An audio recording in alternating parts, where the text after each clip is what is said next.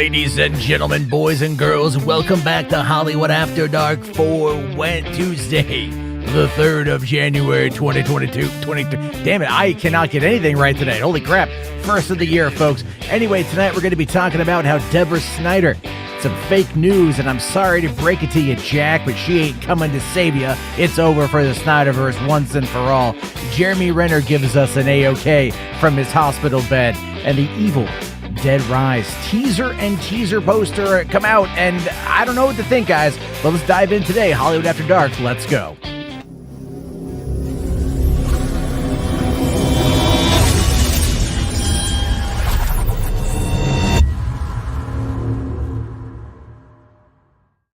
Hey, what's going on, everybody? How you guys doing? Welcome to the party. Welcome to the show. Like I said, it's Tuesday, the 3rd of January, 2023. I got it. It's, a couple days in, cut me some slack. I'm getting older. Honest to God, I'm getting older.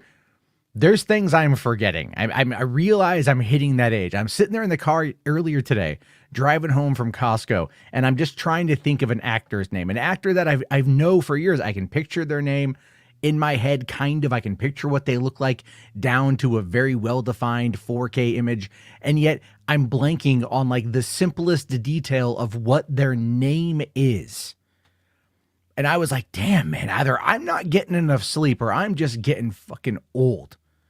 And it's kind of creepy. It's creeping me out a little bit, weirding me out a little bit, which only means that my boomer takes are going to get way worse. So you've been warned, everybody. You've been absolutely warned. Also, Mladen here says, Matt poking the bear again. It's not necessarily that I'm poking the bear again. I feel like it's something that needs to be stated. All right. I think it's something that it needs to, just because we got to talk about some stuff that's being spread. And that's a lot of what we do here, by the way. Pokemon Man U says, I think Avatar will make $1 billion. Well, $1 billion or $2 billion. Because, quite frankly, it's already over. It's already at like $1.5 billion in 2 weeks. So I have a feeling it's going to be there. It's definitely going to be there. So yeah, there's that. But anyway, here, HWAD's asking, did you ever figure out who it was? No, I forgot because I got distracted by my kids. That's, again, the other part of it as well. I was just trying. You know what it was? I hadn't had any caffeine yet by the time I was doing that. Like, I realized I drink a lot of caffeine, so I was trying to space it out throughout the day, like have my caffeine later in the day so that I wouldn't be dependent on another large dose of caffeine in the evening. And of course, it's one of those things where it's just like, I'm a little foggy without the caffeine perking me up a little bit there. But yeah, Mladen here says is both, Matt. Lack of sleep and getting old. Yeah, that's very true. Spherical Man says the Bruce Campbell teaser video for Evil Dead Rise was a great treat. Hey, I got it locked and loaded right here. When we get to it, we will be talking about it, obviously. There's a little bit there to discuss with that tonight. But give everyone a couple minutes to pop on in. So before going live, I was actually watching Avatar again. I got about close to an hour and 45 into the movie, coming into the final act of the film. And, I just saw the movie a few months ago in 3D IMAX with my dad when they did the re-release. I enjoyed it again in 3D IMAX, but watching it with my daughter, my 5-year-old, cuddled up on me and asking questions about like, oh, who was that? Who is that? What is that? It doesn't annoy me because I've seen the movie so many times, so I can explain Avatar to her. But then when I was like, okay, I got to turn it off because Daddy's got to go to work, kiddo. She was not happy about that. She was sad. But she's also sad because tonight is the final sleep before she goes back to school. And the last couple of weeks she's been out of school. Last couple of weeks her sleep schedule has been all over the place because it's been a break and I've been letting her have a little bit extra time to stay awake at night. I don't know about you guys. My God, I am looking forward to them going back to school so that I can spend my time going back to the library to get some work done so I can work on more videos like the cultural impact of James Cameron's Avatar and whether or not it's a real thing, as well as Podio commentary, which I will probably have to delay this week's episode because I'm going to be bulk researching and bulk recording for the rest of the week. So that's one of the things that's happening with that, just to keep everyone in the know for that one. Besides, we are at the beginning of the month, beginning of the year. If you guys want to get in on that Patreon action, great way to help support the channel, patreon.com/Matt Jarbo. Also, Garrick here asking, what's my favorite Evil Dead film? My favorite Evil Dead film is Army of Darkness, hands down. It's just, that was the first one I saw. For me, it was the very first one I saw. So I've always kind of just felt partial to that one. However, I saw the franchise in reverse order. All right. Like I watched it I saw Army of Darkness first, and then a couple years later, I rented Evil Dead 2, hearing that it was a prequel to Army of Darkness. And then it wasn't until years after that that I finally saw Evil Dead. And I love it. I love all of them, but I prefer Army of Darkness. I think it's just that whole thing. Phantom Menace L's here says, between Jeremy Renner's accident, Uche's tragic passing, and what happened with Damar Hamlin yesterday, it's been a terrible way to start 2023. Hope things get better from here. Fingers crossed. I agree. I agree. I don't know if you follow politics, but what happened today was hysterical and amazing. And the shit show's only going to get worse tomorrow, which, look, this isn't a politics show. I would love to talk about what happened today over on Boulder Talk, but I only have so much time, and this is where I would much rather be. Also, fun thing, I don't know if Ryan Hartwell's here yet. For Christmas, Ryan Hartwell sent me a copy of You've Got Red on You, the book on how Shaun of the Dead got made. And I mentioned that on Twitter, and the guy who wrote the book was actually name searching You've Got Red on You, and actually responded today, which is really, really, really nice. Garrick here asking, have you ever seen the 2013 Evil Dead? I did. Yeah, I liked it quite a bit. I was really hoping they were going to do more with it. I don't remember why they didn't. Maybe it was because Ash versus Evil Dead was announced not long after that. No. The 2013 Evil Dead was really good. Fede Alvarez did a really good job directing it. His upcoming Alien, Romulus, whatever they're going to call it, I think the name's stupid, for Hulu, I'm excited for, especially after Dan Trachtenberg's Prey. Bring me those characters, even if it's on the small screen. I'll be very happy with that. It's definitely good stuff there. MCU cheese jokes and crappy one-liners here. This is not Todd Fayer account, by the way. Do you think Leonardo DiCaprio will be in Avatar 5? I don't think Leo will be in Avatar 5. I do think Jamie Lee Curtis and Schwarzenegger might be in. I think it'd be easier to get them to come on in than it would be to get someone like Leo. But at the same time, the problem that James Cameron is going to have, and I believe that this is true for whatever actors he brings into the movie, is that he doesn't want anybody too big, because that's going to destroy the immersion factor.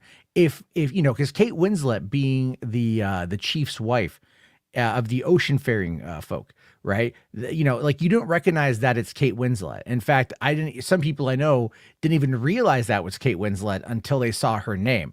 So it's like, if you can disguise it well enough and make it a very solid performance that is contained within the motion capture, that's going to be something of value. I hear Vin Diesel is in it. I hear Michelle Yeoh is in it, according to Google. And I think Vin Diesel even let it slip once that he's in it. That might be a little bit too on the extreme. You're going to know that it's Vin Diesel. So the performance is going to have to be really good, good enough to get around the fact that it's that actor. Schwarzenegger and Jamie Lee Curtis, Schwarzenegger as being a longtime collaborator of James Cameron, it would just seem to make sense that he would pop up at some point in time, but I don't know to what capacity. It would be really, really, really funny if Avatar took place in a post-Skynet world. Yeah, that would be very fascinating to see. Either way, man. No, I don't mean Linda Hamilton. They were married. They broke up. I don't see her after Terminator Dark Fate, man. I don't really see her coming back, man. I don't see her coming back at all. So, let's see here. Spherical Manor says Cameron can load these movies up with all his old buddies that he wants. Still won't get me to see the Last Airbender ripoffs. You do realize it's not a Last Airbender ripoff, right? It's like an entirely different universe, an entirely different species of character that just so happened to share the name Avatar. And to be fucking fair, Cameron's the one who trademarked the name first. So that's why Avatar: The Last Airbender was not just called Avatar. So why don't you take your Avatar ripoff, your actual Avatar ripoff, and cram that nonsense straight up your pee hole? I love you, buddy. You know that. Anyway, Zap here says, Jarbo, do you think in time, once the films and Guns DCU start to come out and build the universe and characters, that he will win back the favor of the fan base? There are certain people he'll never win back, ever, because they're so diehard. When we call it a cult, we're not kidding. When we call it like, they're essentially going to want to try to pull a jihad on James Gunn, we're not kidding, right? It's true. These people are so ideologically devoted to their Lord and Savior Zack Snyder that it ends up being a really, really, really big problem for them. You know what I mean? Like, it ends up really being an issue because, quite frankly, a lot of these people do not understand how anything works, do not understand how anything absolutely operates in Hollywood. And we're going to be talking about that too. We are going to be talking about that because it is something worth talking about as we get to that particular point. But before we really dive into that, though, there is an image that a meme I was sent today that I think is actually really, really, really, really prudent to the conversation. And I think it just makes all the sense in the world. Here we go. His fan base terrorizing everybody on the internet and Zack Snyder just doing something else entirely. And I know that might be seen as hyperbolic. It's a fucking meme. Deal with it. But there is an element of it that is real. There's an element of it that is absolutely factual, because we know that a lot of these guys have been going after James Gunn in the most personal of fashions. They've been doing this now for literal months because of the powers that be changed hands at Warner Brothers, and they don't like that the new people in charge have their own plan for how to go forward. So they're just being absolutely toxic menaces, if you will. And Zack Snyder's over there going, Rebel Moon, doing his own thing, which is fine. It's what he should be. But again, at any point in time, he could call off the dogs by telling his loyal fan base to not mess with his friend, James Gunn. All right. Garrick here says, I don't hate Zack Snyder, but I never understood why he is such a toxic cult of personality behind him. I can actually explain that, Garrick. Zack Snyder suffered a great tragedy, as many people out there have suffered a great tragedy. And in the process of the reclamation of that tragedy and the aftermath and everything else, the business that had hundreds of millions of dollars invested into something that they needed to get out by a certain date, which is not uncommon for Hollywood, mind you, ended up having to be done by a guy who was not qualified for it in my mind. It was, if he would have started the movie from scratch, it would have been a different story, but trying to do a Frankensteinian type thing, this weird amalgamation monster type situation didn't really work out well. But then Zack was pissed, as he had every right to be, because his baby had been taken away from him. So what he started to do was he started to tease it. He started to talk about it. He started to do it using a grassroots movement with, Vero. That is a social media site that is being run, that is owned by a billionaire friend of Zack Snyder's, who I, at this point, believe is the run who was financing a lot of the release the Snyder Cut situations that happened. You know what I mean? It just seems kind of weird. Some of this stuff, there are some mystery backers there, in my opinion. And I think I know who it was. I think it was a guy here. I think it was. It's my speculation, my opinion. That is the guy behind Vero, who was most likely behind it. If I'm wrong, I'm wrong. But I don't think I'm wrong, to be fair. I don't think I'm wrong, because that guy has everything to gain off of it, right? So Zack comes out, he starts dropping little hints, teasing this here, teasing this there. Fans start getting excited because fans didn't care for Justice League. They felt robbed. They felt betrayed. They felt stabbed in the back by the studio. And then what you have are your corporate lapdogs, your John Campias and, your other people from Collider and your other entities that come out and they go, it doesn't exist, you guys. It never is going to exist. It doesn't matter how loud you get on social media. It's just, right. So all of that resentment and all of that anger is not even necessarily like levied at the studio at first, because I think most people out there understand the fundamentals of what went down. However, there was the big fallacy about Zack being on board with what happened. Zack has always been a company man. Now, only recently did he break away from that, but Zack has always been a company man. So, he kind of took this one on the chin, as he did with BVS, with the theatrical edition. And I think it just got to a point where he said, kind of, fuck it. Fuck Warner Brothers, fuck DC, fuck all this shit.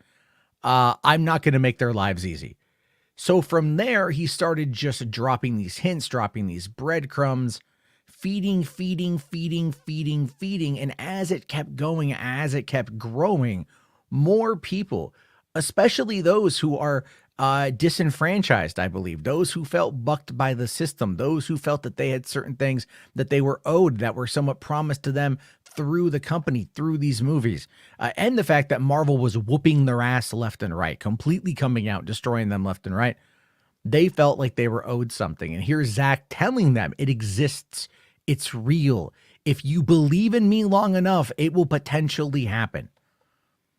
But it's what happens when you give a mouse a fucking cookie, is it's never enough, because a fire has to be fed in order to keep burning. And so in this particular case, when the fire starts to dim, it needs more things to burn. And that's when we get into the vast craziness that comes out of the wildly toxic, wildly disingenuous, wildly terrible extreme elements of the Snyder fan base, who have no problem attempting to smear James Gunn as a pedophile, have no problem trying to do any of that stuff to anyone who disagrees with them, all because they want more cape shit. That's what they want. All right. Jeffrey here says that what a nice explanation. Never understood the drama. It goes back nearly 7 years, Jeffrey. You have to go back to March 25th, 2016. That is the release date, at least US wise, for Batman v Superman, where we got the terrible theatrical cut that a lot of critics blamed on Zack Snyder. Never mind the 30 minutes of expository information from the first 2 acts of the film that were removed in order to add in one more showtime per day. But because of that, the movie was incomplete.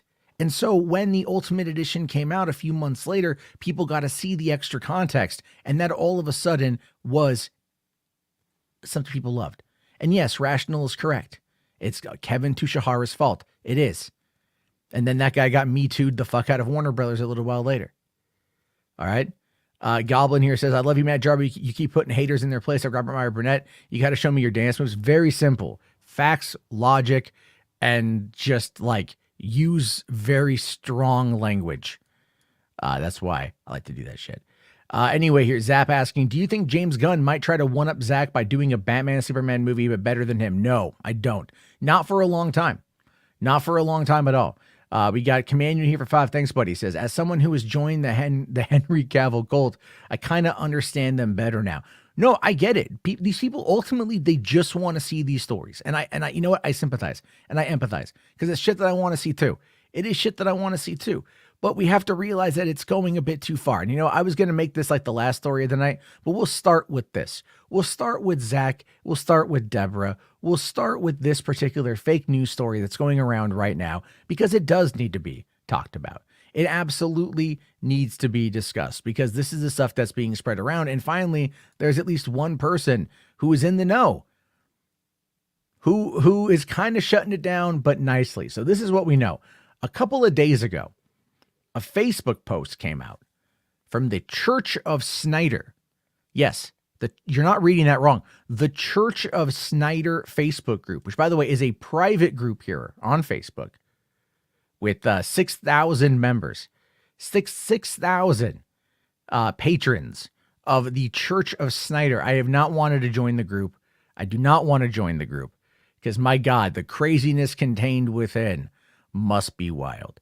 But this is what somebody posted. Someone named Julian Dario had posted, saying here, there was a meeting last week. Hashtag Deborah Snyder proposed to Warner to produce through Stone Quarry 10 films and series to be released from 2024 in a period of 3 years to completely close the Snyderverse. Ben Affleck, Christopher Nolan, and Alan Horn would co-produce, this being the executive overseen by Warner and DC, while financing will be provided by Stone Quarry via pre-approved credit, as well as Nolan's Syncope Films, with Warner's only putting up 30 to 35% financing and fully obtaining the distribution and exploitation rights of the films by granting the use of DC characters and stories on bail.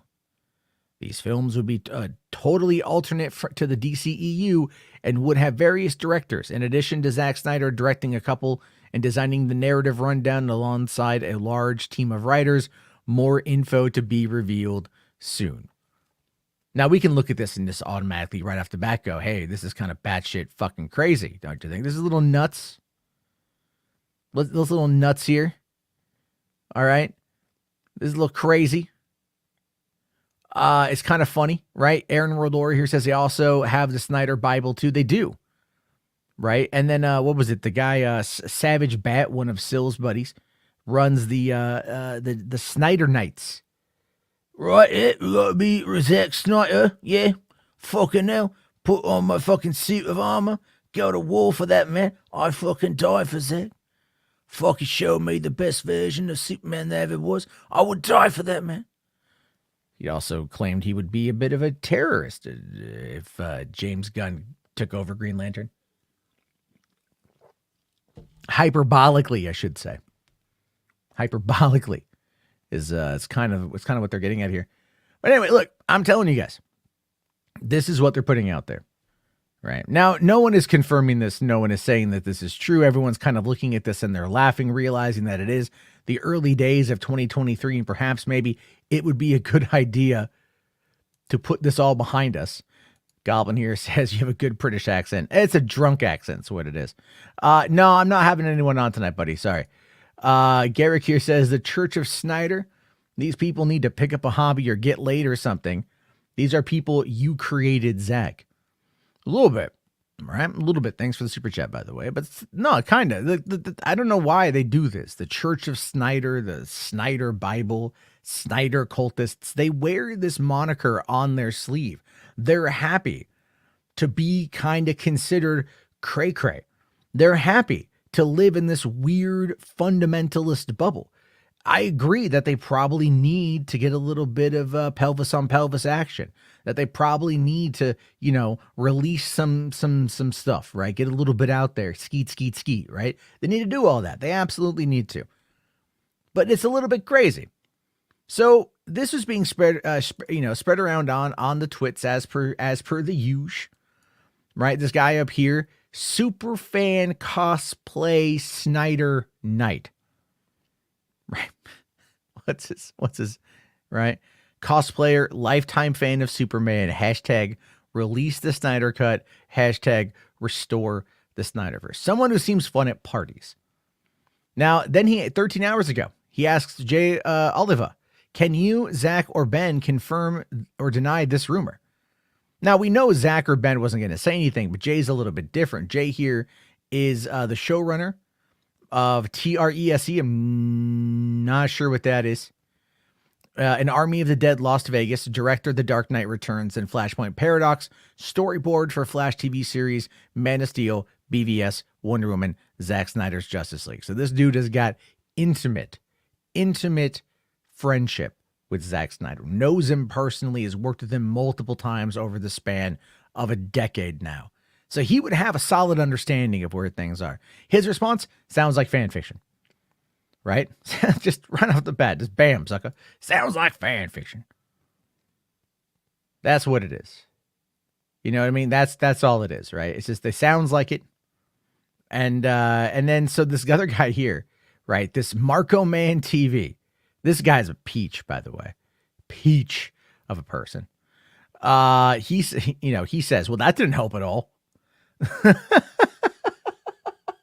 Right? So then Jay just comes back and says, would you rather I tell you what you want to hear? There's too many red flags in the above statement for it to be true if you look at it from a business standpoint and not a fan's viewpoint. And that's what it is. So this guy here, Hayden, says, we're trying to hold on to any hope that we can. Right? We're trying, boss. We're trying to do it. And then of course this guy comes in, this Carlos guy, Snyderverse 01, another cultist, as we see. Says, hey, look at this. Is this a good business choice? This is not DC so sad from what it is now in the future. Right? And it's this image here. Send this to a gun supporter. This shit they tried pulling out 5 years ago, almost. James Gunn's old tweets from 2012. Watching Trapped in the Closet, R. Kelly's second best video after the one where he urinates on a child. That's actually pretty funny. Because there's a video where that was a joke from fucking Dave Chappelle. These absolutely humorless bastards don't understand everything, right? This one here. I got to talk about this one here, okay? This one of the top right. RT Peter Alton. I like it when little boys touch me in my silly place, okay? This one here, he's not saying this. He's retweeting. Oh, this is from 2009. This is how retweets worked on Twitter back then. He was just retweeting a joke from his friend. All right. And then he says here, for the record, I'm against rape and baby eating in real life, unless you're really, really, really hungry. It's just stupid humor. Right? Stupid humor. 3 men and a baby they had sex with. # unromantic movies. July 11, 2012. You know what happened to be on around that time? Unromantic movies. I'm pretty sure it was just something on Twitter. These are people who are mad at this don't understand Twitter a decade ago. Fuck, they don't understand Twitter now. They don't understand Twitter now. They don't understand anything about how jokes online go. People say horrible, nasty shit on this platform all the fucking time. But instead of understanding that, they try to frame it as James Gunn has done something. There's been no accusation. You know what, Spherical Man? It might have also been At Midnight. Hosted by Chris Hardwick. Which was a great fucking show. I loved At Midnight. It was so fucking funny. And they relied on Twitter people would come up with crazy as shit to say on there. Nothing about child abuse is funny. Yeah, nothing about child abuse is funny. Except he's not really talking about freaking child abuse. Again, it's a lot of this shit is way over the top. And it's you can choose to laugh at it or choose not to laugh at it. And that's where it's at. I don't necessarily think these things are funny, but I also know the context in which he's trying to make the joke because I also lived through Twitter on that time and have said a shitload of dumb things myself. So that's what it is. All right. So, and there are people out there that I'm hearing about right now that want a campaign, that think they have a chance to campaign, to have Warner Brothers sell to Netflix in order to then put Zach back in charge. Right? We're going to be talking about that too. Why that's completely ridiculous. Yeah, Blockatil. I know I see flamenco trending as well.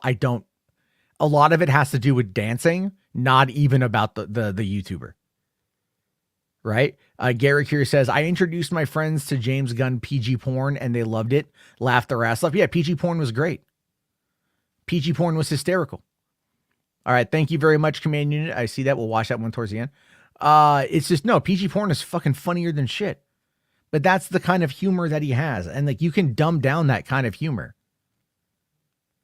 When you just that's what he's doing. But again, trying to explain where Twitter is at a long time ago is just, to people who weren't around on then, is a thing.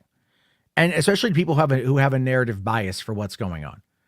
But I want to talk about another thing here for a second. We can lead into that from the comment about Netflix buying Warner Brothers here.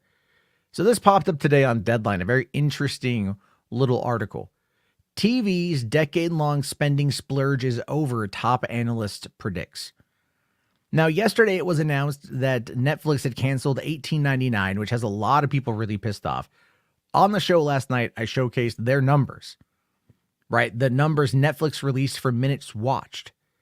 And Wednesday was just demolishing it week after week after week after week. But $18.99 still actually held on for 5 weeks in the top 10.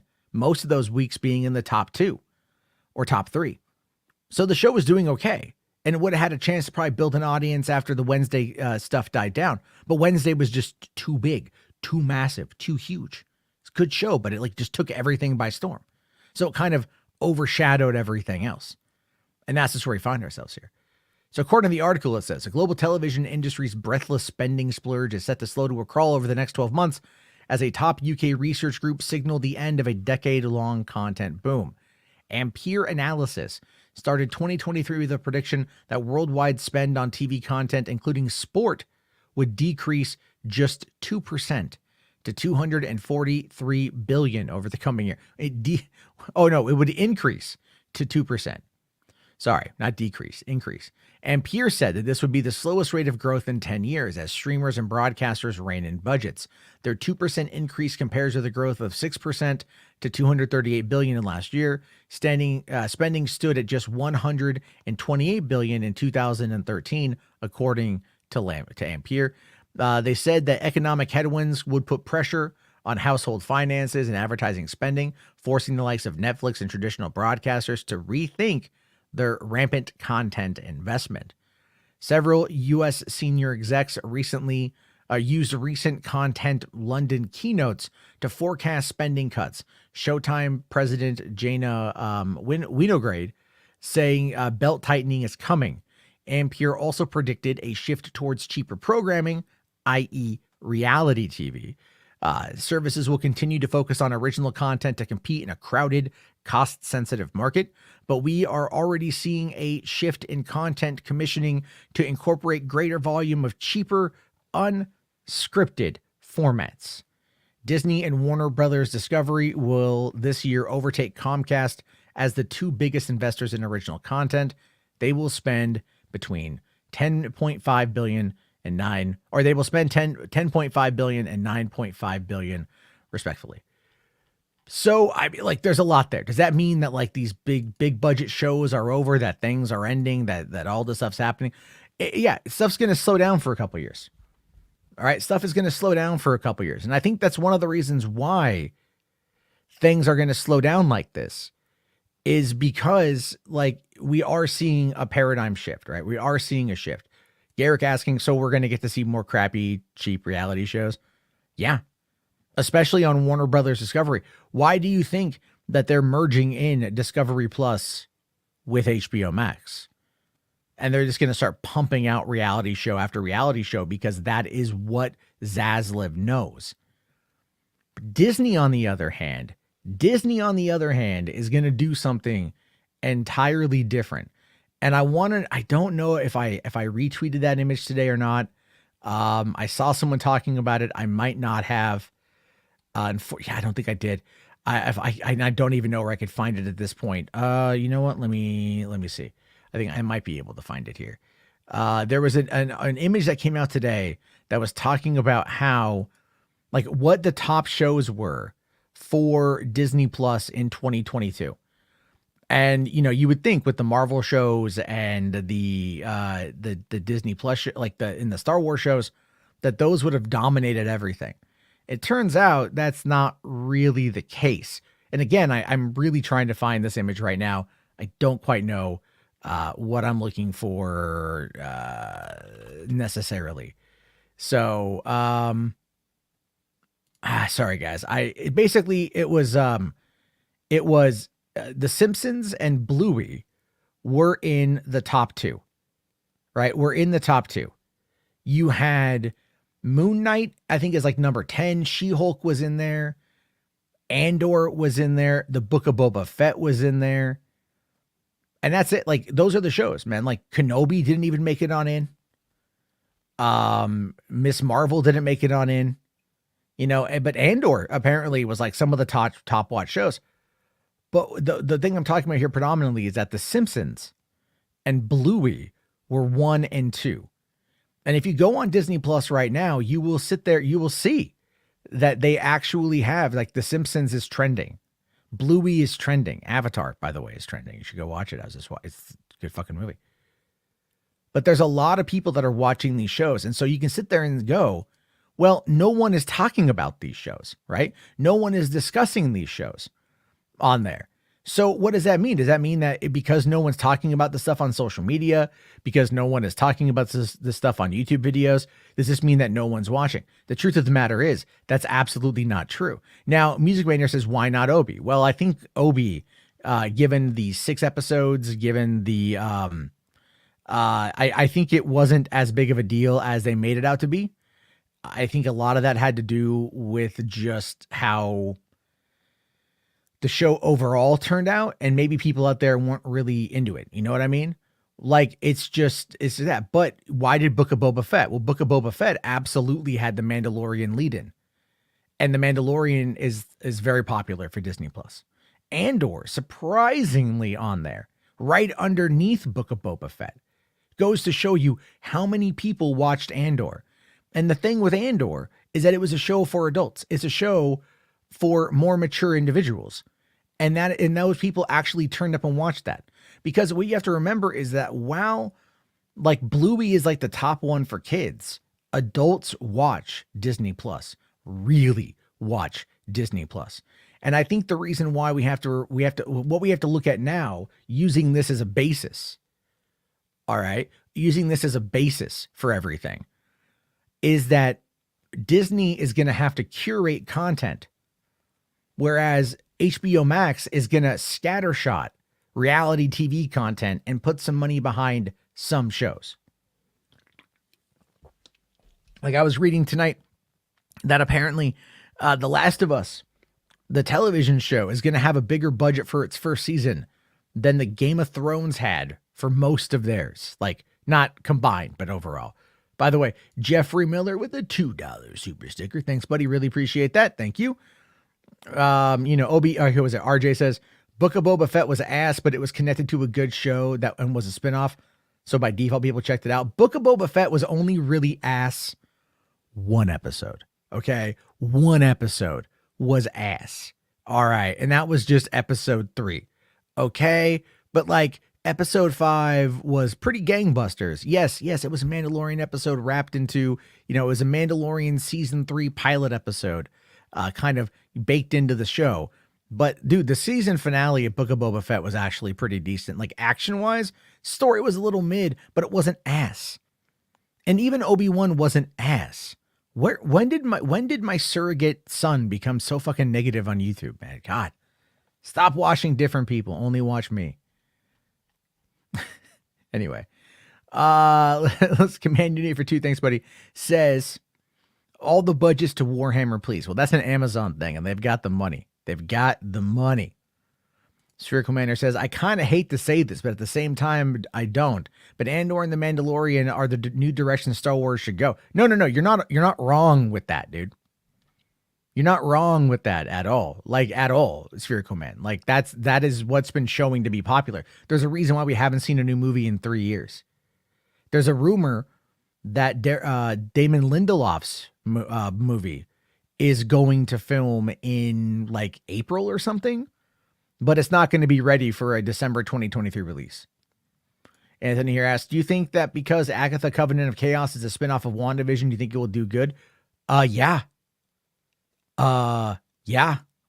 absolutely. WandaVision was massive for Disney Plus. It was massive for that. My girlfriend doesn't even she doesn't watch those shows. Watch the fuck out of WandaVision. I told her about Covenant of Chaos and she wants to see it because she loved WandaVision. Yes, that is going to be, that is going to be crazy.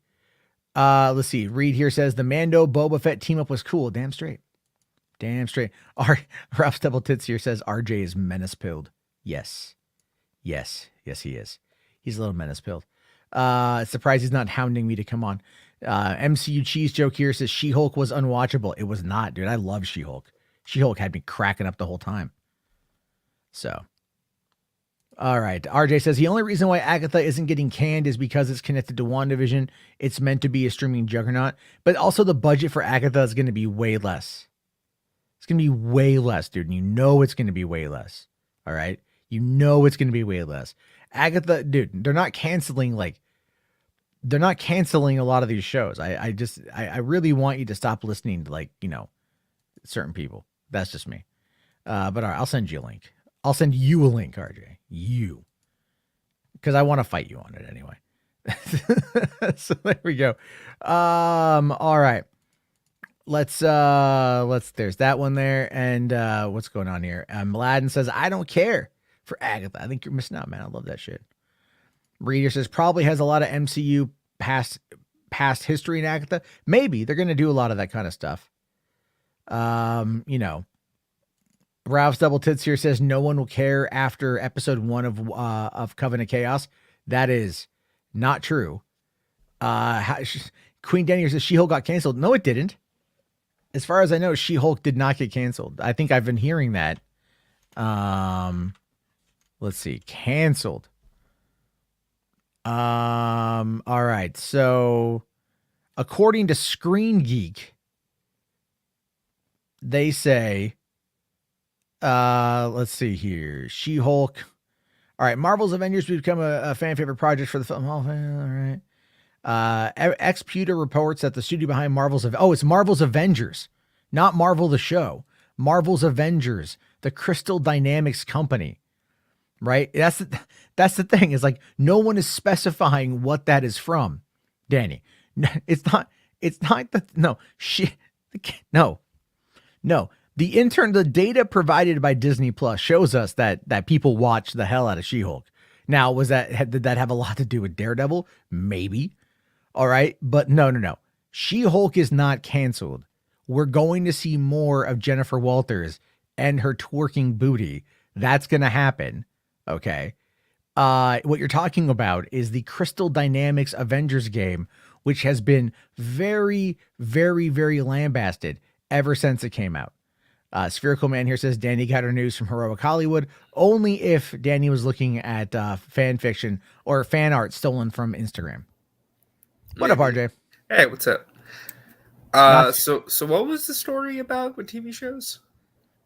Oh, they're going to start an analyst out of the UK predicts that they're going to start decreasing increasing unscripted television shows and decreasing the budgets for scripted television shows, like kind of cutting down on the cash run. Back to like the early 2000s.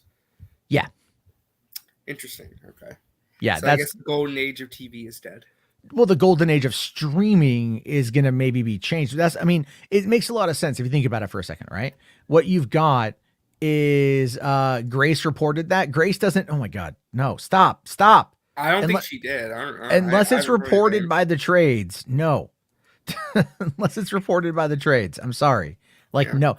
It's just you can't. I do maintain though. It's not very edgy to say that. I'm sorry, but Obi-Wan kind of sucked. It had some really good moments. It had some good moments, but overall, I think as a package, it was very mediocre. I am excited for Bad Batch season 2 tonight, though. Very excited. Oh yeah. I saw Blue Jay here drop the $2 super chat. Thank you. Anyone ready for Bad Batch season 2? Yes, hour and a half. It was really funny. Is I was at Costco today, and they overcharged me.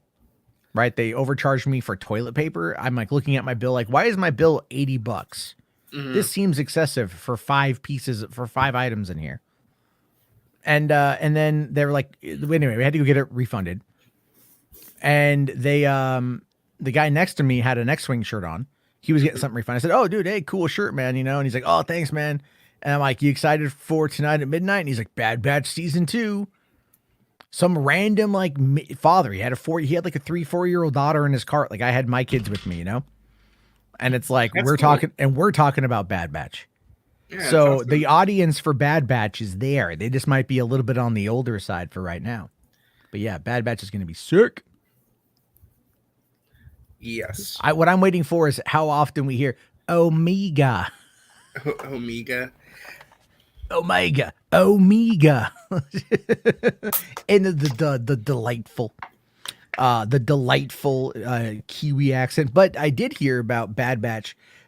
Is that I've heard good things about it from what I've seen popping up because yes, they said it's still episodic. It's more episodic than that's fine. But when it hits those story beats, they're very, very, very, very, very. Yeah, and I'm also hearing it's going to connect to like Mandalorian and Book of Boba Fett. Mm-hmm. Mm-hmm. So I mean, what does that tell you then? Like that tells you if it starts segueing towards Ahsoka at all, Rex is going to be in Ahsoka. I think at this point we can realize that Rex is going to be in it. I hope so. I'm not going to make that prediction just yet because I don't want to get my hopes up too much, but I really hope so. It'd be cool. Yeah, Blue Jay here asks, can anyone explain how the hell Obi-Wan was able to sneak Leia out of the Imperial facility under his trench coat and nobody seemed to notice? Because bad writing. No, not because bad writing. Because bad. That was really bad. It wasn't bad writing. It wasn't, again, what was going on at the time? It wasn't like they were walking out and like everyone was just still. There was commotion on the way out. There was commotion. People weren't paying attention. Man, you're telling me nobody's like he wasn't even like a good hidden. You could see the 2 feet. Yeah, but the idea is I'm just saying I'm just saying. All right, like that's the logic they were going for there. I understand, but it's very cartoony and lazy. That scene should not like you could have cut that scene or something. I don't know. Well, they needed to explain how the ships pulled up and ended up getting them out of there real quick. Oh, the really bad CGI ship at the end. Yeah, there was that was a really bad. That was the worst episode. That was what I find to be really funny about that episode is the complaint about how it looked in Jedi Fallen Order, like how visually. It did. And it was a horrible visual downgrade. I'm like, what? Doesn't look like the same planet, the same building. I know. It was like, oh, it's raining out. Like, oh, that's your excuse for saying Camino, motherfucker. Yeah, there were some issues with that. Sure. No, Obi-Wan, in essence, I like Obi-Wan for what it was. I have not had a desire to go back and watch it again. There was that dude who edited it down to a 2-hour movie, but I didn't feel like spending 20 gigabytes to download it. It was very good from what I heard. And it seemed like it flowed a lot better and was better executed as a movie. Some things should just be movies. Yeah. It's like whenever I hear them now go, it's like a 6-hour movie, I actually start to cringe. I'm like, no, because like, don't call it a 6-hour movie because that puts certain expectations in our minds. Call it like a limited series. That's fine. All right. Mm-hmm. But then don't like feel you have to force yourself into this. Like, how do we take a 2-hour, 120 page script and expand it 3 times over to 460, 360 pages. Right. Like it's, you just no, because you don't have to do that. Unless you have something you want to say. I do think the pandemic hurt the production on the show. I think they were trying to like rush to get it done because of the pandemic, and they felt they had to. Like I think there was a pressure on them to get it done, and I don't think it was ready to come out yet. Well, in the wise words of Shigeru Miyamoto, a good game takes however long it needs to, but a rush game is forever bad. Yeah. So. Well, yeah, I mean, but that's also before like patches and shit. But yeah, I think it's like just like a bad launch or whatever. Yeah, but you get the motifs. You don't. Yeah. Well, yeah, absolutely. Here, Reed here for 5. Thank you, buddy. Says I really feel they were leading up to a Thrawn movie or something or special. I really think they're going that way too. They mentioned him. They mentioned him with a good reason. So it is going to be like I think we're going to get more out of Thrawn this year. Which is really good. And then we got Dave Smith, just $1 super chat, buddy. Thank you so much. Really appreciate that. Thank you. Yeah, I mean, I agree with J. David here. Some episodes are just too much filler. Just wait until we get to Daredevil Born Again. 18 episodes. It's going to be a lot of filler. But I was hearing no filler. Whoever told you no filler is a dirty, rotten liar. There's going to be some filler. There's no way there's not. Well, there's always filler in like a show like that. But if it's but it also depends on the arc and the pacing. Look at Andor. Andor, in my opinion, did not have filler. Everything was deliberate with Andor. People may not like that, right? But if you look at it from the perspective of every 3 episodes ended a chapter. Yeah, you start to realize that like everything is starting to like, because they could have spent way more time in the prison if they were looking to fill time. Really plotted out the escape a lot more, gone further into it. The same with the heist.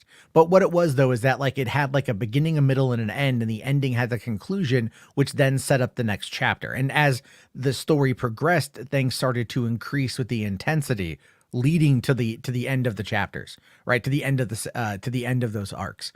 And so like on a sure like production level, on a storytelling level, Andor is amazing. They did such a great job with that. And it's the little details that people just seem to overlook because it's not Star Wars, that there's fucking bricks and screws. Fuck, I hate those people. Yeah. Sadly, they're the voices for the Star Wars community. Oh my God. I fucking Star Wars Theory is like such a moron. He's the most popular Star Wars YouTuber. I know. It's just, it's like, come on here. Let's see. Was it Moisture here says She-Hulk was nothing but filler? Well, the show was meant to be episodic comedic. Like, I mean, yeah, a comedy typically is mostly. Yeah, it's just like setup and execution. That's all. The problem is that it wasn't good filler, and I stuck with the show for a while, but because of how bad the ending was, the whole thing just kind of. It wasn't bad. That's a bad take. The show was funny. It's a bad show. No, it was not. It wasn't a bad show at all. I was laughing my ass off all the way through. There were some funny moments, but for the the longer it went on, the less funny it got, and I think. I would sit here and I just started chuckling. Like, the thing is, the show is not designed to be like in your face. A lot of the humor is very subtle. This is like Rick and Morty writers handling a Marvel script, but it's not. Yeah, but they're not doing it. Problem. Not really. They handled it really well. They were playing up a lot of the jokes, but I think the thing you have to remember about that is that I don't want to say it's like subversive humor, but it just requires you to kind of like look at it through a different lens. And I think, so it's like Rick and Morty. We just weren't smart enough to understand it. You know what? That's entirely possible. I know that sounds weird to say, but there are times where that's the case. You know, Rick and Morty has a lot of very interesting philosophical takes wrapped in dick and fart jokes and shit like that. Yeah, with all the incest too. Yeah. Wait, really? I haven't seen a lot of the. I haven't seen. Oh, they're going full. They've been going full incest lately. It's very like odd. What? Like Morty and Summer? No, actually, surprisingly, no. What? Rick and Beth? No. Jerry and Summer? No. Jerry and Morty? No. Jerry and Rick? No. Rick and Morty, Beth and Beth, self-sex shit. Yeah, it's very interesting. Is that really incest though? If it's yourself? Well, I don't know. So, okay, it's funny you mentioned that, right? So way back in the 90s, there was this HBO show. I forget what it was called, but it was like a science fiction erotic show, right? I forget what it was called. And so at one point, one of the episodes is like this guy's working on a time travel device. And he ends up meeting this like really beautiful woman. They hit it off and they go back to his place and they have sex, right? And then you find out that she's actually him from the future, that he completed his ability to travel back in time. And when he did, he realized that he wanted to go back and sleep with himself. So he had gender reassignment surgery, made himself into a woman, only to go back and have sex with himself. Okay, then. Yeah, weird shit. There was another episode where it was like a party, and like these aliens, these two aliens that were shapeshifters were at this party, and their job was to like impregnate humans and whatever. And they end up getting drunk and having sex with each other. And then one of them not realizing that the other one's the alien. Oh God. And then like one of them gets pregnant, and like the end of the episode is them back on the mothership and like they're together and one of them's pregnant and they're like both dudes.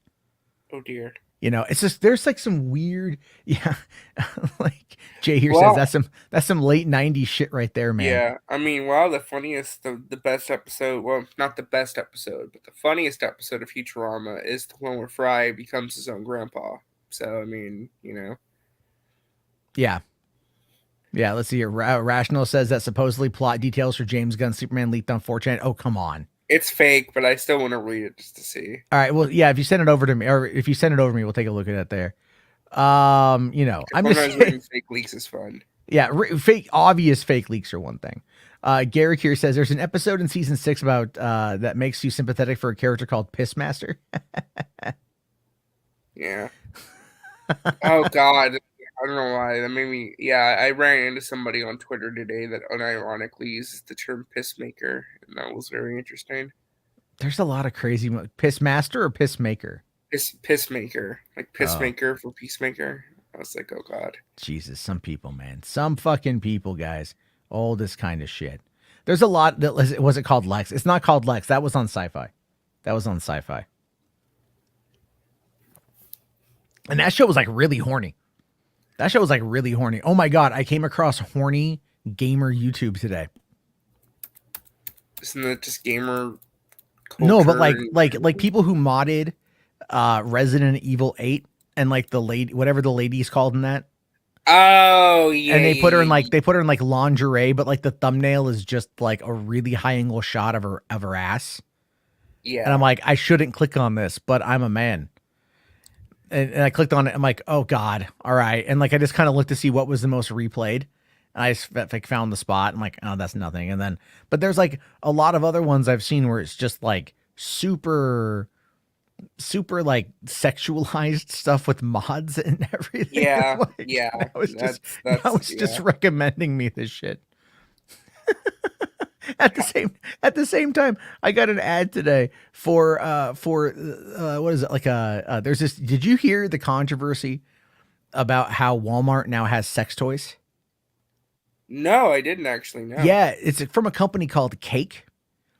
And they're different. There's different kinds of, it's like your normal stuff, right? You've got like your vibrator, you've got your lube, you've got, like daddy's first butt plug sort of thing, right? They have lube for backdoor play, things like that. But they even have like a couple different like fleshlight type devices. And I ended up just getting an ad for it. And I'm like, is this what I've been hearing about? Because I saw a bunch of conservatives crying about this on social media, that there's now like sex toys at Walmart for adults. And it's like, adults want to play too. What the fuck, man? But like, it's just all these weird ass conservatives freaking out over that shit. Let's see here. Garrick asking, was it called Perversions of Science? It's basically Tales from the Crypt with sci-fi stars. That might have been that. I don't remember what it was called. I didn't have HBO at the time. A friend of mine recorded some of the episode, and told me about it, and then showed me a couple of the episodes. Rhea here says, "Oh my God, Target has toys now too." Jess here says, "CVS Pharmacy has sex toys." There you go, folks. Jay David summarizes it: dildos and butt plugs. There we go. Yeah, it probably depends on what state you live in, though. To be honest, it's probably a state by state thing. It might be. It might actually be like that. Just because so many people these days, they get so worried. Everyone gets so worried about it now too. They're just like, oh my God, I can't even look at this. It's terrible. It's just, prudes and shit, right? It's just prudes. Prudes, people. Fucking prudes. Like everyone, listen, everyone does it. All right. We all fucking know about it. It ain't that big of a deal. People want to freak out at that shit. McLeod here says, but there's no moral outrage over Walmart selling massive amounts of firearms. Well, they don't sell bullets anymore. I don't think they sell bullets anymore, but there's that. Yeah. Let's see here. Jess here says, I saw the Cake brand fleshlight. I was reading the product descriptions and it's all like for mutual or solo play. And it just looks like some weird, like, it looks like it's made by Pampered Chef. You know what I mean? Like very neon colors. It's just like you're fucking a mango. You know what I mean? It just comes across as the stupidest shit.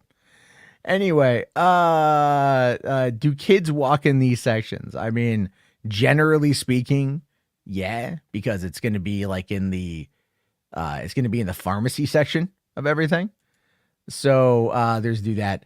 But all right, RJ is resetting his laptop. He's going to jump back on in. We'll take a look at the what's it called? Superman stuff. But anyway, like Jay here says, it's like the adult section in the video store. Yeah, man. Yep. The younger generation is going to grow up not knowing what a porn shop is.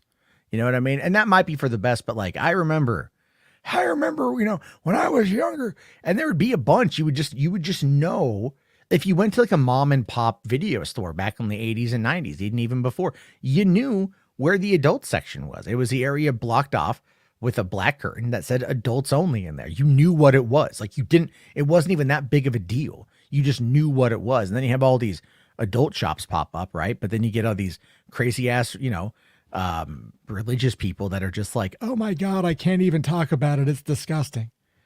It's so bad, you guys.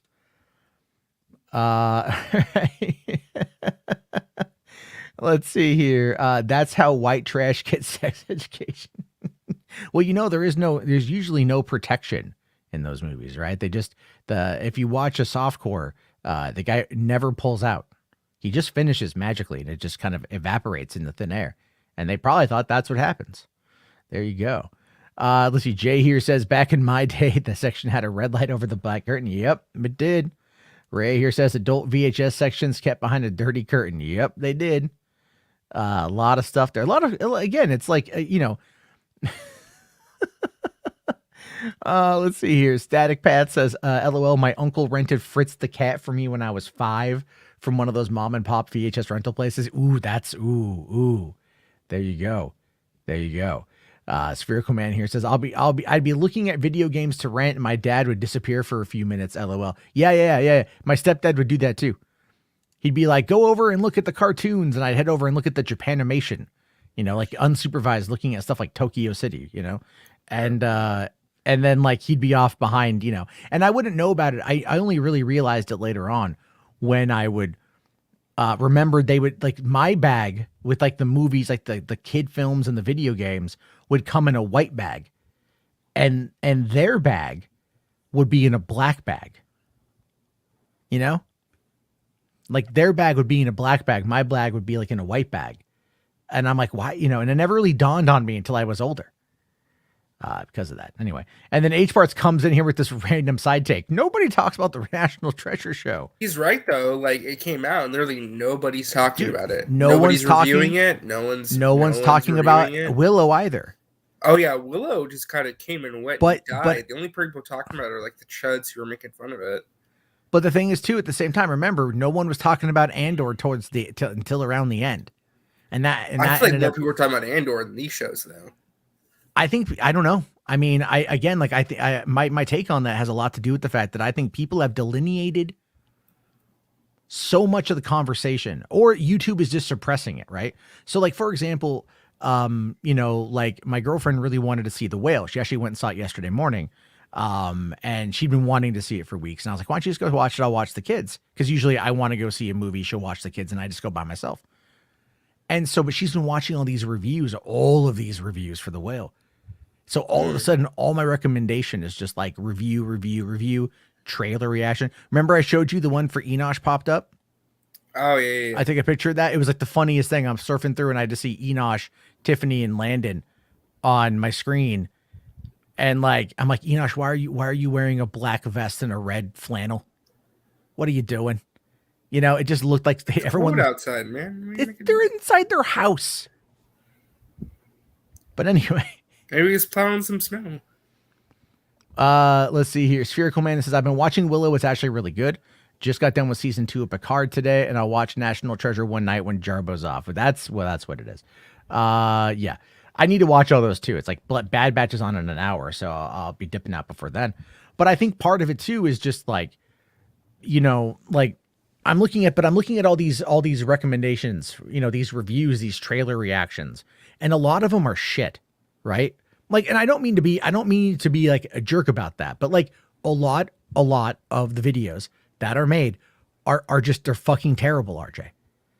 They're just like no effort whatsoever to be entertaining, no effort to do anything. And I'm a static head kind of guy, right? I can talk, but like having the emotion, having the inflection, having things like that, at least something to keep people interested. And then you look at these videos and they have like 200, 300 views. Not to say mine get much more than that, but what I mean is just like all these reviews are out there and like no one's watching it, which makes me wonder if at that point what they're saying here is like, okay, no one's watching it, which means we're not going to recommend this content to people because it's just not resonating with these audiences. And so that's what I wonder. What you're saying is that the chuds won and they're taking over. Not that they're taking over, but yeah, to the first point. in regards to the way the algorithm operates, if something is a hotter topic and it gets more engagement, it will be shared around more. If you go and you do a trailer reaction for a movie like Star Wars or Marvel or whatever, there's going to be enough traction and conversation surrounding that is going to end up building out. You're going to get a lot more play because it's going to be recommended to a lot more people because it's actively being talked about. Like tomorrow, the Evil Dead Rise trailer drops. A lot of people are going to be talking about Evil Dead Rise, which we still have to actually watch a little about Evil Dead Rise too before we end the stream tonight. Yes. But I'm just saying it's like they're going to be talking about that in the morning. So when that comes out, and like likely I'll be at the library when that drops. So it's like I'll watch it there.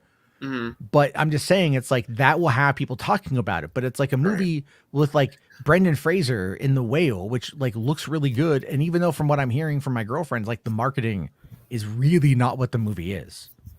Like the movie markets something that's really not what you see, but it's still really good from what she told me. But I'm just saying it's like those kind of movies. Yeah, don't get a lot of play. Well, yeah, because it's not. I mean, how do you have an online discussion or trailer reaction to a movie about a 500-pound gay man who's dying? Like I don't know. It's not kind of something that makes for interesting conversations or topics. Well, yeah. I mean, and a lot of the conversation and stuff now over here is again, it's all about franchise. Right. It's all about like, clickbait. I was watching some videos today about like, about like characters in Avatar explained, right? And videos that just recently came out like a month ago, but because of the hype surrounding Avatar, The Way of Water, they're getting like, almost up to 1.5 million views, because they were talking about what Avatar is, like Kiri explained, AWA explained, things like that. And it's like, that's interesting content it might be flash in the pan, but a lot of people are going to be paying attention in that time because the marketing is so high. So the marketing budget for Avatar is massive, whereas The Whale is not. And so it's just a weird thing. It's just like, but then again, at the same time, by covering those movies, people might eventually find the review. And then you might start to build that community off of that. But but when we talk about I don't want to say we, I mean colloquial. When a lot of people talk about YouTube, especially when they start talking about YouTube's success, they simply only look at where you are in the first like couple days. Well, no one watched that fucking video. That video sucks dick. I've had videos blow up 6 months later. Somehow they found their stride. Or like I did one, I talked about the mean one when the information of that first dropped, 50,000 views in like 2 days. Then that died out. And then I go and I look online for reviews and the reviews have all done shit. But like the one review, the one talking about it did well because it was at the height of the Terrifier coming out. So it's like everything is kind of like it ebbs and it flows and you just got to kind of run with it. That's the reality of it. Yeah. Yeah. That's kind of the problem, Well, MCU cheese jokes and crappy one-liners here says Critical Drinker gets 2 million views an episode. He does. He does. He gets a lot of views. He does. And so there's a couple reasons for that. And there really are. One is that he's consistent. All right. And he's also consistent in his negativity. People will watch him out of hate. I think a lot more people watch him out of hate or curiosity. If they do, then they're very silent about it because they're not in this comment section or anything from what I see. We have no idea if they are.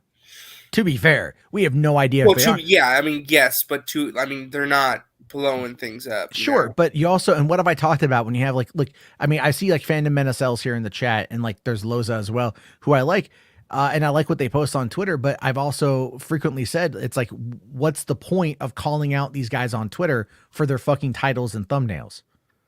That doesn't do anything. It doesn't do anything. It just, people ratio Nerdrotic left and right on Twitter, but he still got 600,000 fucking views or 600,000 subs. Right? So you have to ask yourself, you can ratio these guys on Twitter, but what does it actually do for the conversation? Nothing. Not a goddamn fucking thing. Doesn't change a fucking thing. Because the reward on YouTube is that if you have the larger amount of engagement, you're going to end up getting more people. And we got Caden joining the party. What's up, Caden? What's up? Not too much. So it's mostly that's kind of where I'm at. The point I want to make on this, and we can move on, is just like where I'm at with it is I'm not even trying to compete with these guys. For one, I know that I can't. I just know it. But I also don't care to, because like I don't want to, like, I sat down last night. Have you guys ever seen Oblivion? Tom Cruise? Not in a long while. Right, it's on Netflix right now. We watched it last night. Forgot how fucking much I love that goddamn movie. It's like super simple, but it's super good. We were watching, again, we're watching Avatar tonight, even though I just saw it a few months ago. Again, I'm like totally in this movie, and after spending a little bit of time, like watching some videos about the world of Pandora and like what certain things mean and how they're connected, I was actually having a better appreciation for Avatar, for having a better understanding of how the world works. And that to me is just fucking fascinating. But that's not going to translate to everybody. I'm just a fucking nerd like that. Anyway. Yeah. Let's see. Religus here says, a few days back when Nerdrotic called Andor boring, Mahler didn't challenge him at all. Does Mahler like Andor? I don't know. I didn't think Mahler likes anything. Yeah, I think Mahler did like Andor, actually. Well, yeah, no one's going to challenge Gary because Gary's the top of the fucking pile. Right? Gary, if you think about it from a King of the Hill perspective, Gary's the king of the hill. He has been for quite some time. Nobody wants to go around that, and that's why they look to him to dictate what they like. Well, think about it. He stopped attacking the boys. Mm-hmm. They stopped attacking the boys. Yeah. Well, again, because nobody likes to fuck with the meth dealer. So. Did you see that comment that someone had left me on my one of my videos? No, I didn't know. Like, oh, you're calling Nerdrotic a douchebag, but look at your past history. And I'm like, well, if you want to go off our past history, I'm not the one who sold meth. Possibly to children. Speculatory to children. You never know. He could have dealt to children. Do we know if Gary was in front of a elementary school dealing meth to kids? We don't know that. We don't know which people OD'd on his meth. Yeah, we don't know. Does he have a body count that we're unaware of? Right. We don't know these things. Yeah. And truth be told, we'll never know these things. The only people who are like, well, the closest people to meth dealers right now are probably Snyder fans, so. Because they want that copium. I need that. There's some high copium going on right now. Hold on. Now I know you're trolling. Critical Drinker is the best. The guy's a moron. The guy's a fucking moron. I tried listening to him because everyone's like, oh my God, he understands so much. And I'm like, dude, you don't understand shit, dog. Like, the fuck is wrong with you? These guys, these guys sound smart, but they actually don't know. It's like Braun from Glass Onion. Big words, using big fictional words to sound smart. Yeah. Yeah. I wonder if Braun was in any way inspired by Mike Zero. Maybe there was a lot of inspiration for that Miles Braun. Did you guys hear that? A lot. What? Oh my God! Really? I've got the stress ball, and I found a way to make it. Okay. I was a stress ball. I was about to say. Oh. I can't. No, watch. Come on. Oh, come on. Damn it. It did this the other day. Trying to make it fart. Fart, you bastard. Okay, sure. I'm putting it down. I like it. I like having the stress ball. This gives me, because I like farting online. Well, no, if I was farting, I'd own it. I wouldn't try to. There we go. Let's try that again. All right. Oh, God damn it.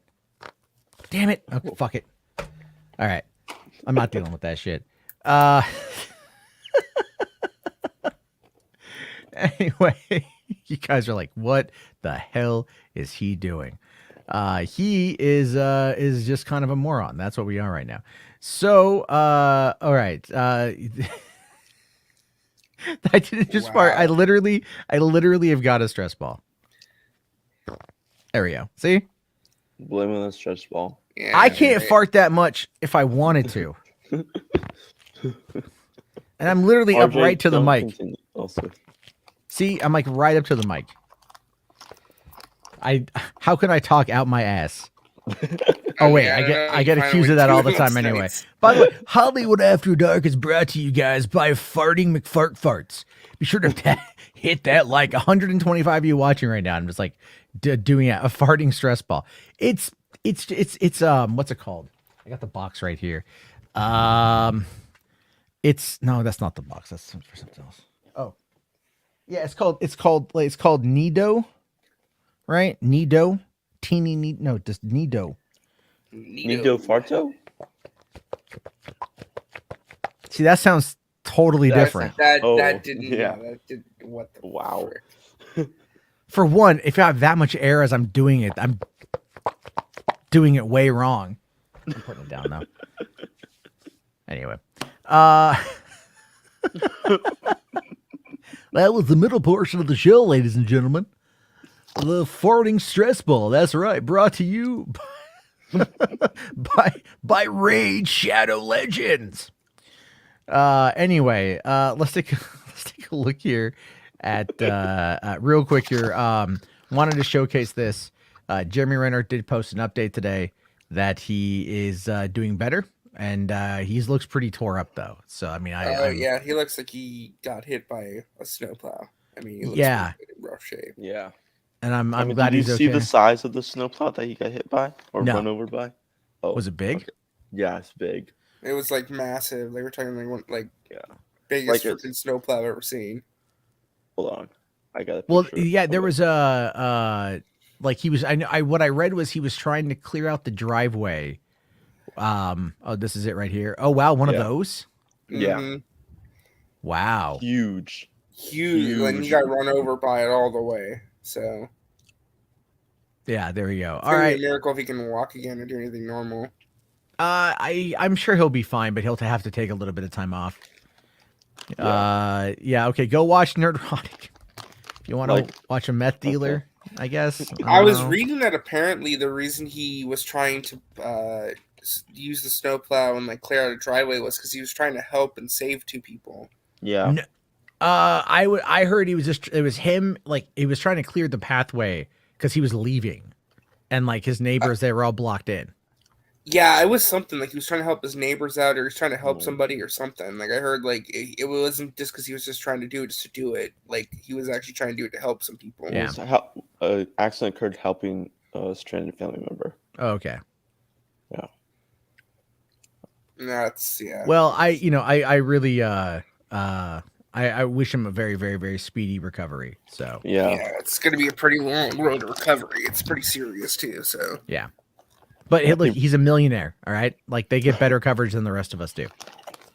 Let's be fair. I mean, yes, that's true. If Marvel's like, look, okay, all right, Jeremy, we need you for some stuff. So we're just gonna together. inject you with these stem cells. You'll be fine.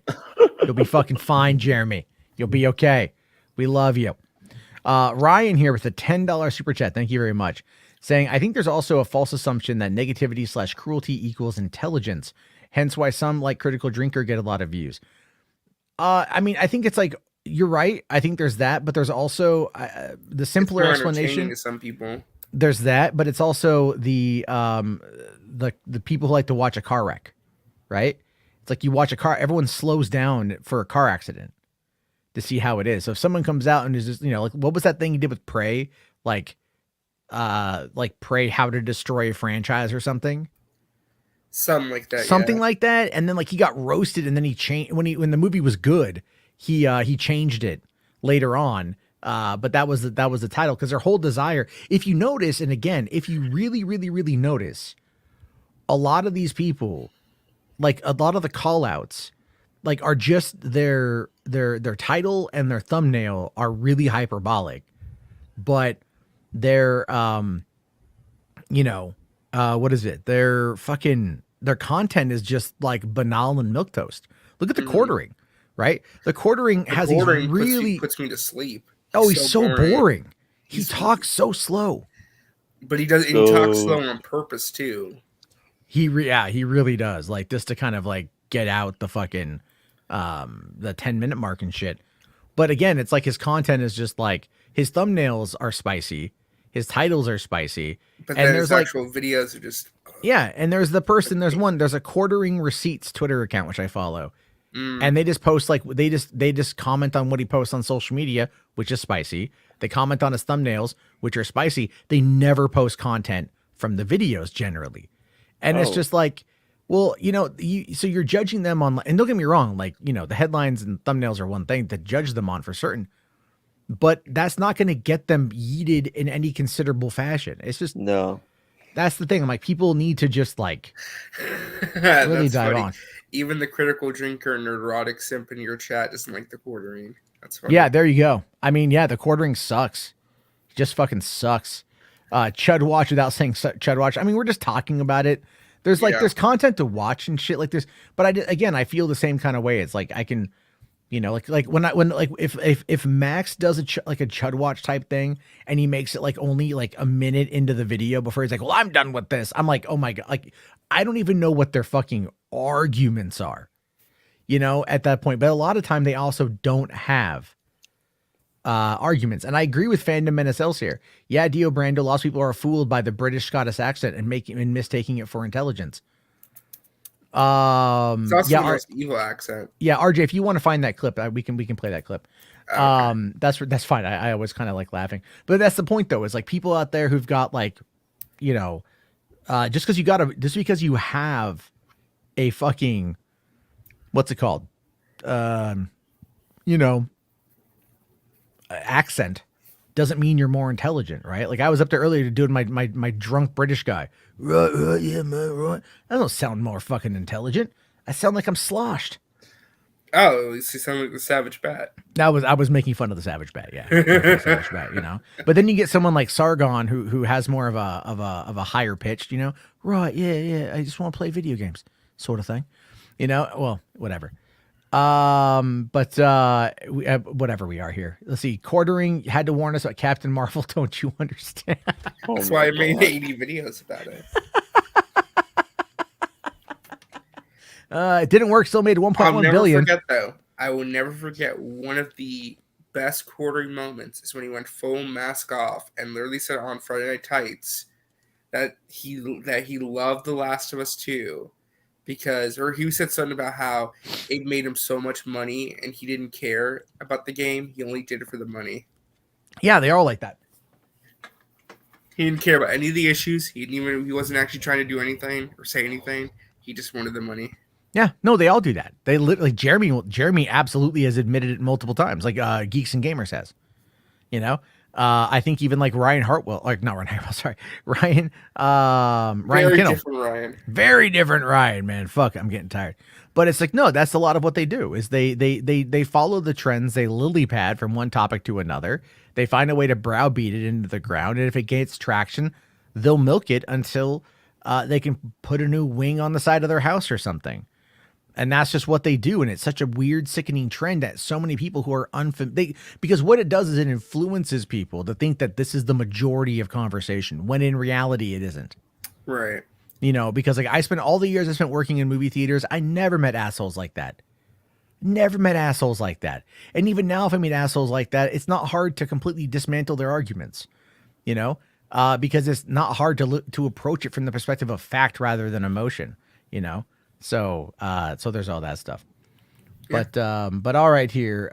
Let's see here. Okay, Fandom NSL says, despite not getting any interactions for them, I have a lot more fun posting about good movies like Puss in Boots 2 or Glass Onions than Chud content, which is why I don't post as often about them.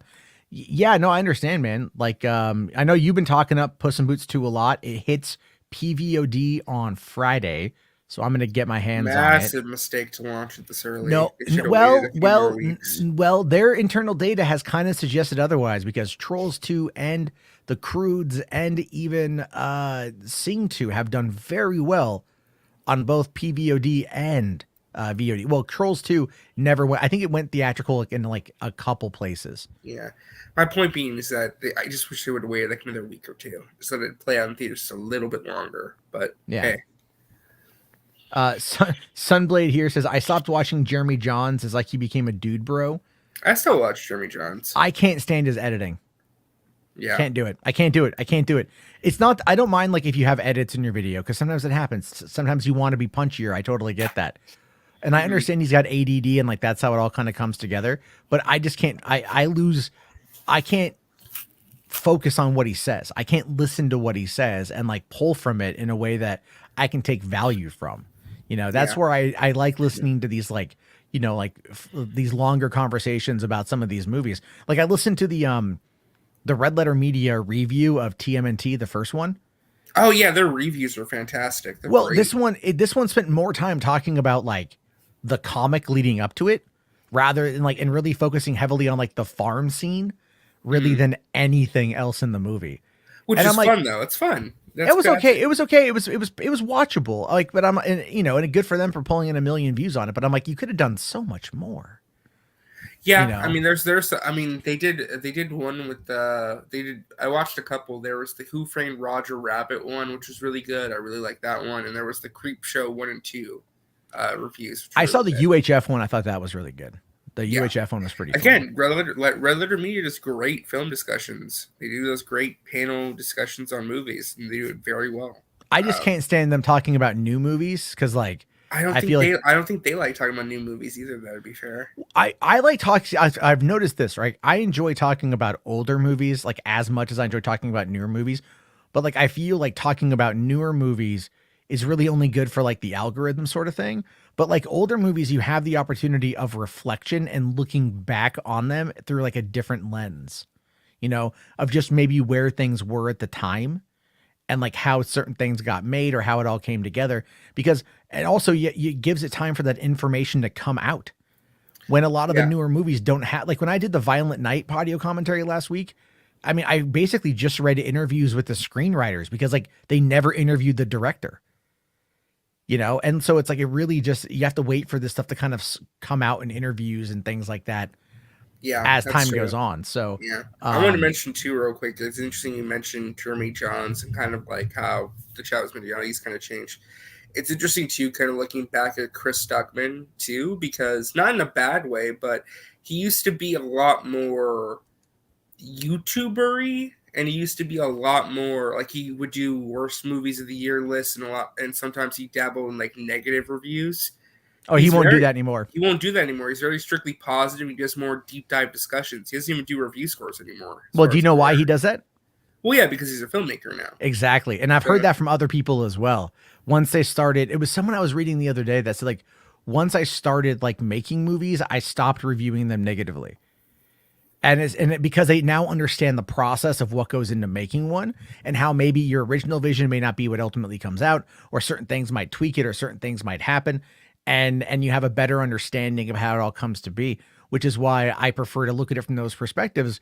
Because you can go, okay, well, maybe this is something that like hindered it or altered it or whatever. But you just have, I think, a greater appreciation for what it takes to get one of these things off the ground. And somebody mentions the word I would use. He's a lot more composed and mature now. But it's sad, though, because at the same token, I understand that, but I wish Chris would go back to doing some of those hilariosity reviews or something like that. So bad they're good reviews, like with like Samurai Cop or Batman and Robin, because those reviews are funny. They're funny. Well, he just did one recently on Jason X and like actually tried to review it like a little seriously. Like, did I just hear a storm or like something? Yeah, sorry. There's a tornadic storm outside right now, but I'm hearing I was like, oh, you got tornadoes and I've got sleet. Yes. Well, there's also like a storm happening in North Cal. Like that's very, very bad. Like, and I mean, you and I are about the same distance away from Northern California. Yeah. And, on opposite ends. Yeah, I was going to mention too. Phantom Menace always brings up Nostalgia Critic. It's funny he mentions him too because when he does Disney-cember, when he does like the Disney reviews and he does like his like real thoughts on games or movies, they're very interesting to listen to. The Nostalgia Critic stick now is kind of like played out at this point, but he did do, funny enough, a review of Who Framed Roger Rabbit where it wasn't even really the Nostalgia Critic. It was just going over why the movie is so good, what makes it interesting. Yeah. And I'm like, it's just weird that we're in like such a weird space now. Like I'm more interested in like these deep dive discussions on stuff versus the like very over the top reviews, you know? Because I think what it speaks to us is, look, when you go and you watch a movie, And look, I know that I can be hyperbolic and jokey on this show. I mean, I try to bring energy to it, but I think anyone who comes in here pretty frequently knows how much I love movies, like how much I love the process of making movies. So it's like, yeah, just having a conversation about the little details in a film, like the little elements here, the little elements there that are just kind of funny. I could listen to Jay and Mike from Red Letter Media talk about Creep Show 2 for like an hour, and I'd be entertained because it's very entertaining and very well edited and put together. Like him and someone else like talked about Twin Peaks, the movie and the revival show. I have no clue what the hell Twin Peaks is, but I watched those two videos and they're very interesting. I'm like, huh, so this is Twin Peaks. Okay. Twin is very interesting. I've never seen them. I don't tend to watch reviews of movies I haven't seen. I know that sounds weird, but I just don't want my opinion influenced before I go in. Right. That's the funny thing though. Like I've done that before with like the Red Letter Media reviews, because they'll review some older movies I've never heard of or seen before, but they're very good conversations and it's very interesting to listen to. Like it doesn't really impact me in like a bad way. No, and that's okay. And I think that's okay. I think that's part of I think part of the problem. Well, this might actually be one of the things that changes in 2023 for YouTube, at least going forward. I've been reading a lot about it, and like shorts are one thing, but long form, like 45-minute long form is really good. Like people really seem to like that length.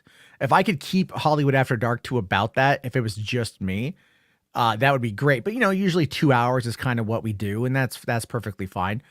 But because I get into it as time goes on, or if the conversation is good, I don't want to stop it. I think a lot of people are just kind of tired of the constant bashing, to be honest with you. I think but the new stuff, attacking the new stuff is maybe one of the reasons why the old stuff might be doing a little bit better, because there's maybe nostalgia. People might go, well, I don't remember like this movie being bad when I saw it when it came out a decade ago, so maybe I'll go back and watch this one again because of that, rather than maybe see something that's new because of the negativity. But what they don't realize is that if that movie was coming out today, these people would attack it for the same reasons. It's just always kind of ridiculous, though, that there's that bubble that these people exist in because of the way the algorithm is designed. It's like Enosh and I have said, TikTok, regardless of whatever you may feel about TikTok, movie commentary on TikTok is supremely positive compared to YouTube. Oh, yeah.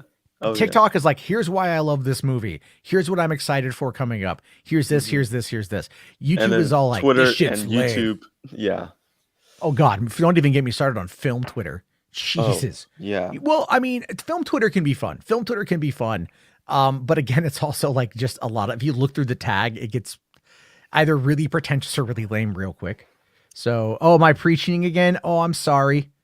Let me get on my pulpit. Let me fucking just like, ladies and gentlemen, today here in Hollywood After Dark, we're going to be talking about the good book of Save the Cat, written by Blake Snyder. This is the 1-to-1 metric, how you need to learn how to write screenplays using the beat sheet. So many of your favorite movies have been made using this metric. And ladies and gentlemen, you can get yourself a nice copy of this, the beat sheet by Blake Snyder, Save the Cat, the novel, for only $14.95. I'm going to be passing around that collection plate. And praise Jesus, ladies and gentlemen. By the way, Jay David, yes, I agree. I very much enjoy Double Toasted. Double Toasted's a very underrated channel. I love those guys over there. They're very good. And to Rhea's point too, I stopped watching I Hate Everything, Your Movie Sucks, and Ralph the Movie Maker for that very reason. The cynicism was getting to be way too much. They're very cynical, and it felt like getting so over the top with it that it was just not fun content to watch. The best I Hate Everything videos are the ones where he reviews the really, really bad movies. Well, it's like Elvis the Alien does that too. You know what I mean? Like Elvis will be like, oh, this movie's got a 0% of Rotten Tomatoes. Like, and that's fine. Those movies are like, I have a weird thing about this about attacking those kind of movies, because like oftentimes like let's say, for example, you look at something like Terrifier. I'm just using that as an example. It was $100,000 movie. They made it, like 5 years ago? 2016, right? 6 years ago, somewhere there, 7 years ago. Took them forever to get Terrifier 2 off the ground. And they found their audience with Terrifier 2. Right? But I go back and I watch Terrifier, and it's like, if normal critics would have reviewed this, they would have torn it to shit. Right? If normal critics, if it would have gone through the normal cycle, they would have torn it to crap. because the movie is like, it's, I enjoyed it, but it's also like not conventional. No. And it's not what you would call even conventionally good. It's just, I liked it, but it's not conventionally good. It's one of those things where it's like, it's good because of other things that would make a movie bad. Like, yeah. And so it's like, you know, like you said, if the critics, like the Hollywood Reporter, would get a hand on that, like, to like actually review it, then yeah, they would have like. Is that true, by the way, that Barack Obama listens to the Weekly Planet podcast? I like Mr. Sunday, but I've not heard the story. Like, I like him, but the caravan caravan of garbage stuff bothers me because it's just I don't know. I like it. Same reason I like the bad movie reviews. Although lately, Caravan of Garbage has basically just been the title for like any long form movie review. It's very weird. Yeah, like it's they're not really reviewing bad movies anymore. It's just like long form discussions on like movies that tie into like a big release or something. Yeah, I saw the one for Avatar, and I was all like, you know, I'm like, hey, good on them for getting someone to edit this thing for 20 minutes. Jesus Christ. Yeah, Joe Blow does some good retrospective videos. They've been doing theirs as well. Their What the Fuck Happened series. They've got their Joe Blow originals. Those pop up. There is good conversation out there. And there's good YouTube channels out there who do good movie discussions that don't dive into like political shit, like this shitty shit. So yeah, I think try and find it. I think maybe that's one of those things where it's, you know, like I've noticed like the ending explained people do pretty well, but I don't know, like I could never get into the ending explained stuff. I like the Real Rejects. They're cool. Yeah, those guys are okay. Those guys are okay. Yeah, I almost feel like it's toxic positivity at times, but that's just, I'm cynical. It can be that. So, you know, like if they have Koi there, it's more of like real. And then if it's just them, it seems a bit toxic positivity. Yeah. But all right, like enough even about their Morbius thing. I was like, like I saw them at the Morbius screening. And I was like, and then when I saw the review, I'm like, okay, yeah, they're like kind of sucking up to Sony for this. Wait, hold on. Zap here. He hates Screen Junkies pitch meeting videos. Dude, I love those. Like, I love Ryan George, and those videos are great. You guys have seen that, right? You've seen the pitch meetings. Yeah, I've heard of them. Yeah. Oh, dude, they're pretty funny. Like, because he just points out like a lot of the topical shit in these movies. Like, oh, how will this thing happen? Oh, it will just happen. Don't worry. You know, it's barely an inconvenience. Like he's got his little catchphrases and whatnot, like and little like okay, you know what? Here, I'll show you. We'll watch the one on Black Adam real quick, and then we'll get into the Superman leaks. Okay. I'm probably gonna get a freaking copyright claim for this, but screw it. Yeah, it's worth it. Yeah. All right. Okay. So the spoilers, but we've all seen it. All right. And if you haven't seen it, like I don't really care. But it's not really a movie to spoil on. It's not really a movie to spoil. Yeah. All right. We'll do this. Simple. And then we'll do the leaks and then the Evil Dead stuff, and that should wrap it up here pretty good. So all right, here. This is the spoiler Black Adam pitch me. Crank this bad boy up. So, you have a movie for me? Yes, sir, I do. So I was thinking we could get The Rock to star as Black Adam. Ah, which one? Which Rock? Yeah.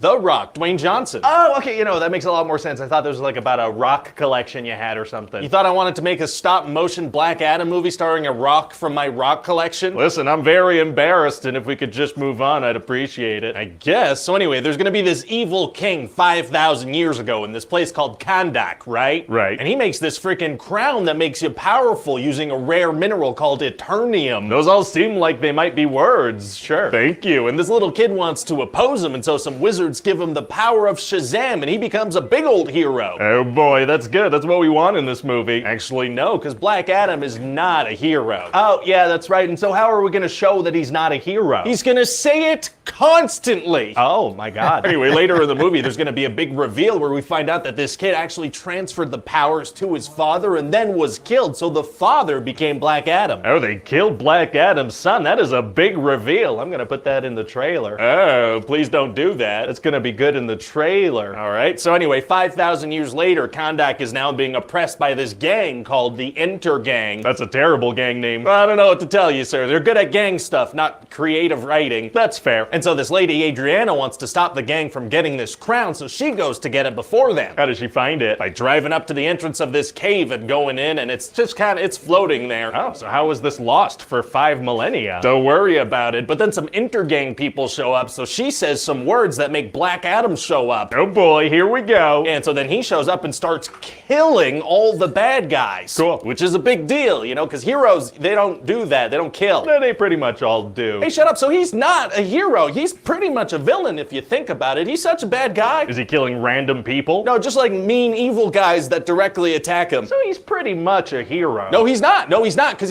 remember, he's going to keep saying he's not. So he's not. Oh, right. Okay, yeah, no, okay, that's my bad. So does he speak in like an ancient language or something? No, he's just going to speak in Dwayne Johnson's normal American accent. How does that work? That's actually a really good question. It's kind of a combination of magic and Dwayne Johnson probably not being able to do an accent for a full movie. That makes sense. So anyway, then Amanda Waller's going to send the Justice Society to stop Black Adam. And so who's the Justice Society exactly? Oh, well, there's Hawkman, and he has like this long historied friendship with Dr. Fate, who loves to dramatically remove his helmet. That does sound fun. He does it in every single scene he's in. And then there's also a guy, Atom Smasher, and this girl, Cyclone. And what's their deal? Well, they're in the movie as well. Oh, sick. And so then a big chunk of the movie is going to be the Justice Society following Black Adam around and being like, heroes don't kill people. And he'll be like, I'm not a hero. He freaking loves saying that. He loves it. He really does. And we're also going to find out that Eternium stuff can actually like weaken and injure Black Adam. Oh boy, I bet that's going to come into play later. Nope. And then so also the leader of the bad guys, Ishmael, he's trying to get the crown. He wants it real bad. Very rude. And at a certain point, they actually kidnap Adriana's son. Uh-oh, kidnapping. Yeah, Black Adam tried to stop it, but he failed. And so, you know, they got him. Oh, he didn't get there in time? No, he did. But instead of taking him from the apartment he was in and flying him far away, he just flew him to a different floor in the same building. So they took him. Yeah, it was a decent strategy, but I could see why that totally didn't work at all. Yeah, and then they catch up with this bad guy who fires a bullet at the kid, but then Black Adam jumps in and stops the bullet, but makes a big explosion at the same time. Oh, do people die? Only the bad guys, and the kid is kind of unconscious. Wow. So then Black Adam turns himself in and gives up his powers. What? Why? Well, because of how horribly that just went. He saved the kid and got rid of the bad guys. That went fine. Well, he's gonna turn himself in because we're at a point in the movie where something like that should probably happen. Oh, okay, gotcha. So they lock him up in this underwater prison inside a water tank with a thing covering his mouth, because if he says Shazam, he turns back into Black Adam. Feels like the Justice Society's gonna need his help immediately. But then the Justice Society needs his help immediately. Oh my god. Yeah, see, they're in their fancy jet, and the jet detects that the demon Sabak has appeared. Their aircraft identifies demons by name? Yeah, sure, okay, and so it turns out the bad guy actually wanted Black Adam to kill him, because that's what would turn him into this big, powerful demon being. Uh-oh. And then Dr. Fate is gonna sacrifice himself. Oh, why? Because I was thinking of Pierce Brosnan for the role, and he'll probably only sign on for one movie. That makes sense. But before he dies, he telepathically helps Black Adam escape from his little water pod. So all he's gotta do is say Shazam and he'll get his powers back? Exactly. So he's gotta fight all these guards and then get to the door of this prison thing and then swim up to the surface and remove his mouth thing and say Shazam. Why doesn't he just remove the thing from his mouth and say Shazam as soon as he gets out of the pod? Because this is slightly more dramatic. So then he does say it and he flies in to help. Oh, wow, wow, wow.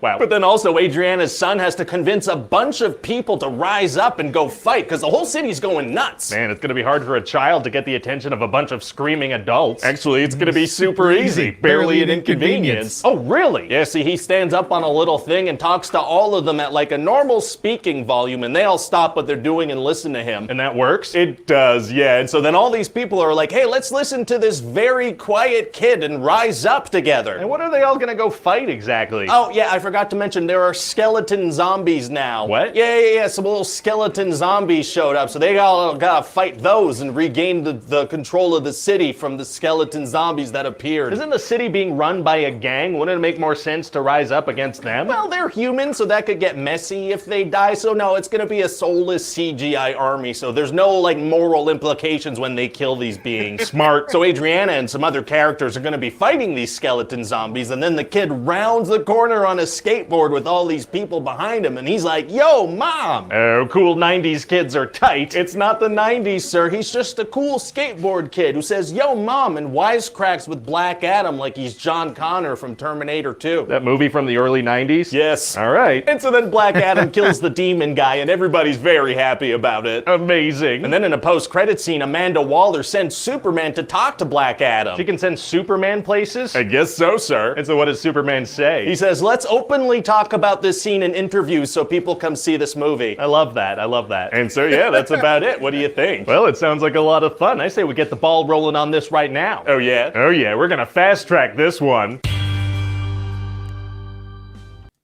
So, I mean, yeah, it's great. That's 15 years later, and Black Adam is a failure and killed the DCEU. It kind of did.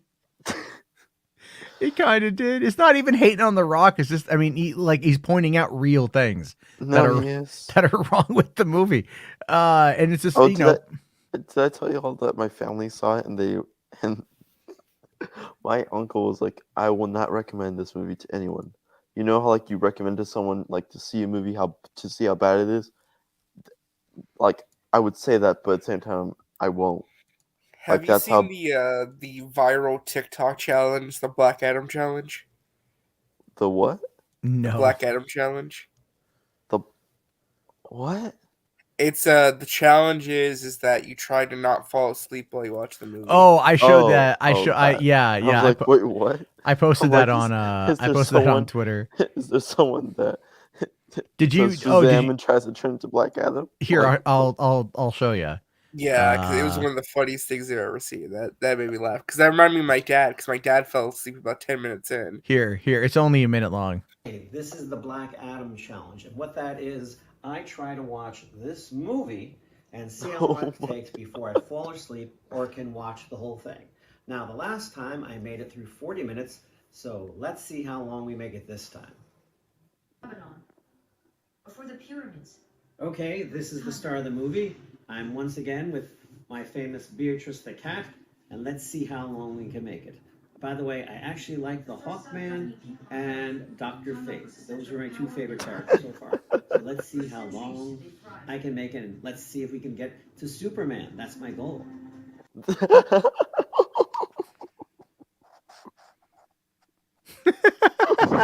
About an hour in. 14 minutes later. Oh my god. That was my dad. Let's That's get my to dad. Superman. My Let's dad get fell to- asleep after like the first 10 minutes, and then he didn't wake up until the end. So Oh wow. That to me is just really My funny. goal is Superman. Let's get to there. I want to hit the, Nope. Nope. No way, buddy. No way. All right. So, okay. So this is the thing you wanted to show me here. This is Skywalker. oh yeah. No, I just wanted to show this because I figured we were changing the hashtag. They are changing the hashtag, and I figured you should be the first to know about this. The era of Restore the Snyderverse is over, and this is the new era.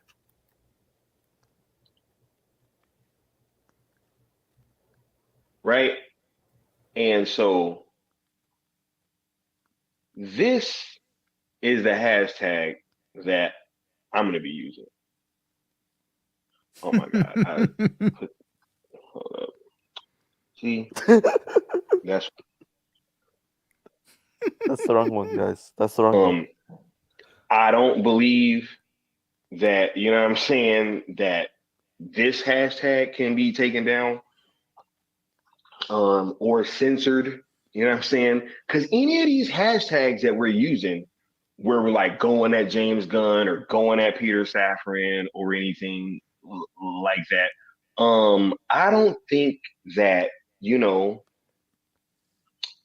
I don't think that they're going to allow these things to get any more traction. I just don't. Like I have no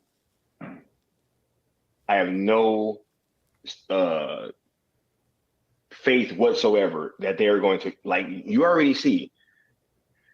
First it was the fire James Gunn. or wait, no, first they were censoring the F James Gunn, which I understand that. Okay. Everybody being vulgar. All right, cool. Right. Fire James Gunn started getting censored. Right. And then we're like, okay, so we're going to change it up. Let's do hashtag gun in saffron out. Right. That one started getting traction. Right. They started shadow banning that one. You know what I'm saying? Like, I think that any of these hashtags that we are using is going, I mean, that it is going to have any type of connection to WBD or going at any of their damn like execs or anything in any type of way. I mean, look, like you might even be able to say that they've been doing some of this stuff on purpose. What? Right? That they were riling the fan base up just to get people in a tizzy, and then to turn around and point the finger and say, oh, you know, you guys are the problem. Right? WBD don't want to fuck with us, yo. Okay. Nobody does. So here's the context. This is the context. This is what I shared it. And I think it's good enough.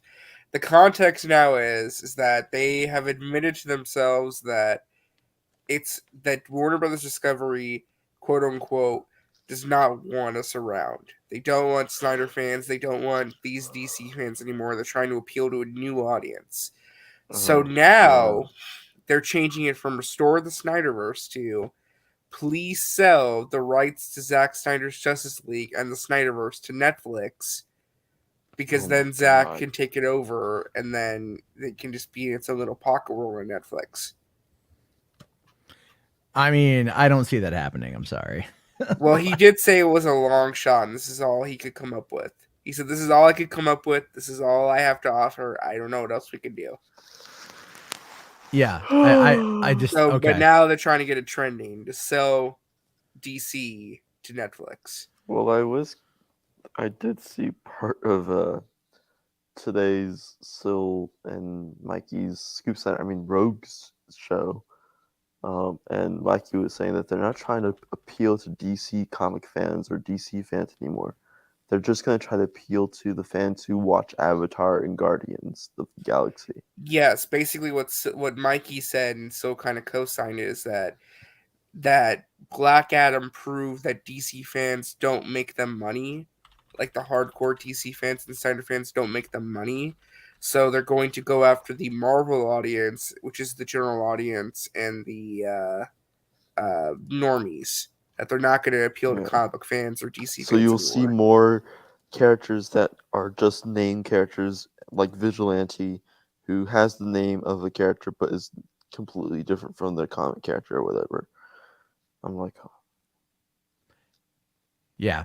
Oh, real quick here. I just looked it up. GeekosityMag.com has not posted a new article now in about 4 days. What? I wonder What's going why.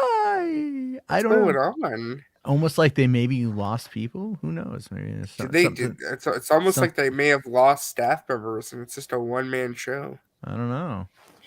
It's very suspicious. Very super crazy. Yeah, nothing's happened in 4 days. Maybe they should. Mikey can go on with Syl and spout bullshit, but not on his website. Remember, he's got a comic book to write now. Oh, that's very right. Successful comic book. I'll tell you guys this. So when I was talking to Mikey, this is like a year ago, right before we had the falling out, whatever. He was telling me he's all like Netflix wants Dreamwalker. He told me no, I'm not lying. He told me that Netflix wanted Dreamwalker, that they had like his. Like a friend of his or something had like gotten in contact with them. I'm trying to remember exactly what it was, but basically the long and short of it was that like there was a pitch meeting with Netflix for Dreamwalker that was supposed to happen. And from my understanding, wait a minute. Could that be what could that be what the Cool Table has been bragging about? Like big things are happening this year, that Netflix is in contact with Mikey. Is that what they're bragging about? Maybe. I don't know. I really have no idea, but That remember, is they kept saying that something was going to happen. I think Something's even gonna Skywalker said on one of his streams, or somebody said that something's going to happen this year. It's going to make Jarbo very angry, specifically. That's what he said. I could have sworn. Like, it's meant he to said- be a diss to you. Like, it's going to make you have to go call up AFSP or something. It's gonna be a Garbo spin-off show on Netflix, guys. I don't even know what that means. I don't know. Like, what is that even? What does that Yeah. even? What does it mean? So does it I have fucking to I have to ask Matt, because this is something else I was hearing too. The new conspiracy is that Zack Snyder may have been blacklisted in Hollywood because of the Snyderverse in DC, and because apparently he makes movies that are so smart that that's not allowed because audiences should be allowed to think for themselves. Wait. What now? Yes, that is a take I'm seeing from certain people in the community, where Zack may have been blacklisted from Hollywood because His he makes films movies are that too are way smart. too smart, and that Oh my- because he makes his audiences smarter and can think for themselves, they don't want that in Hollywood.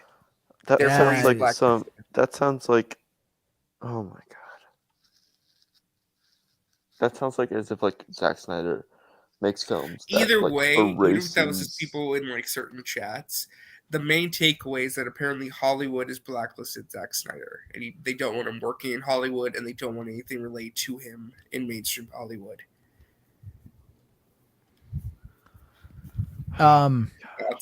That's a wild take.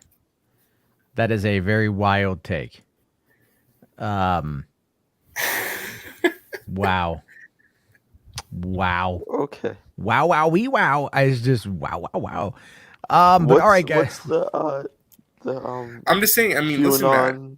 Yeah, I'm just saying, Matt. Keyboard? Maybe these guys, maybe Yeah, these keyboard. these people on Twitter will actually get Warner Brothers Discovery to sell to Netflix. No, that's What? not true. That's what they That's want to not do. true. Then It's such a weird thing. Here, Spherical Man here says, so if Zack can make people think for themselves, why are there Snyder cultists and a Snyder religion? Exactly. But if you know, you know, right? If you know, you know. But okay, guys, we are kind of running up on the last couple minutes here because I do almost about 2 hours.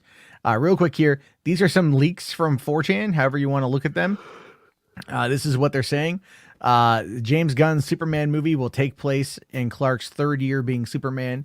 He's in his late 20s or early 30s.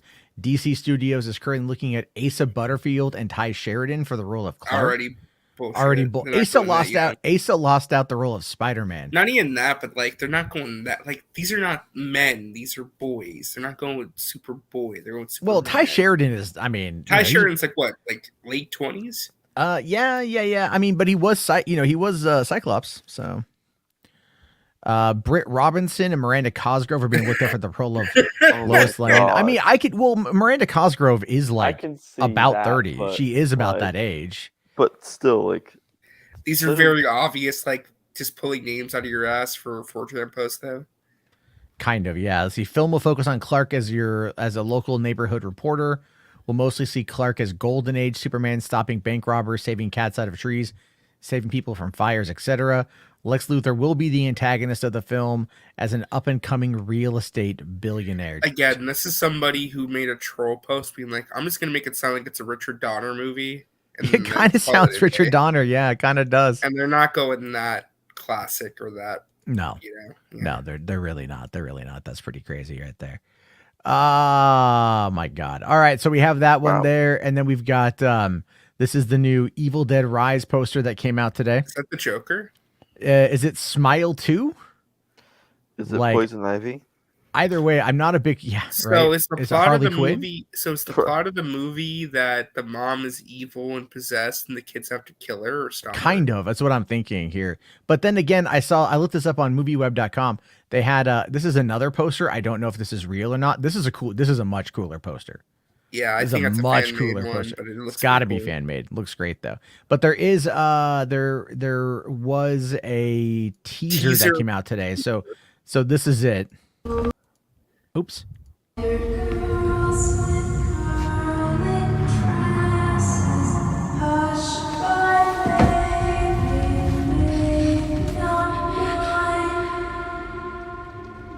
don't look so good, Mom. Oh my god. Jesus. All I was right. hoping you'd play the one with the Bruce Campbell intro, because he says like, this one is good because I produced it. You're welcome.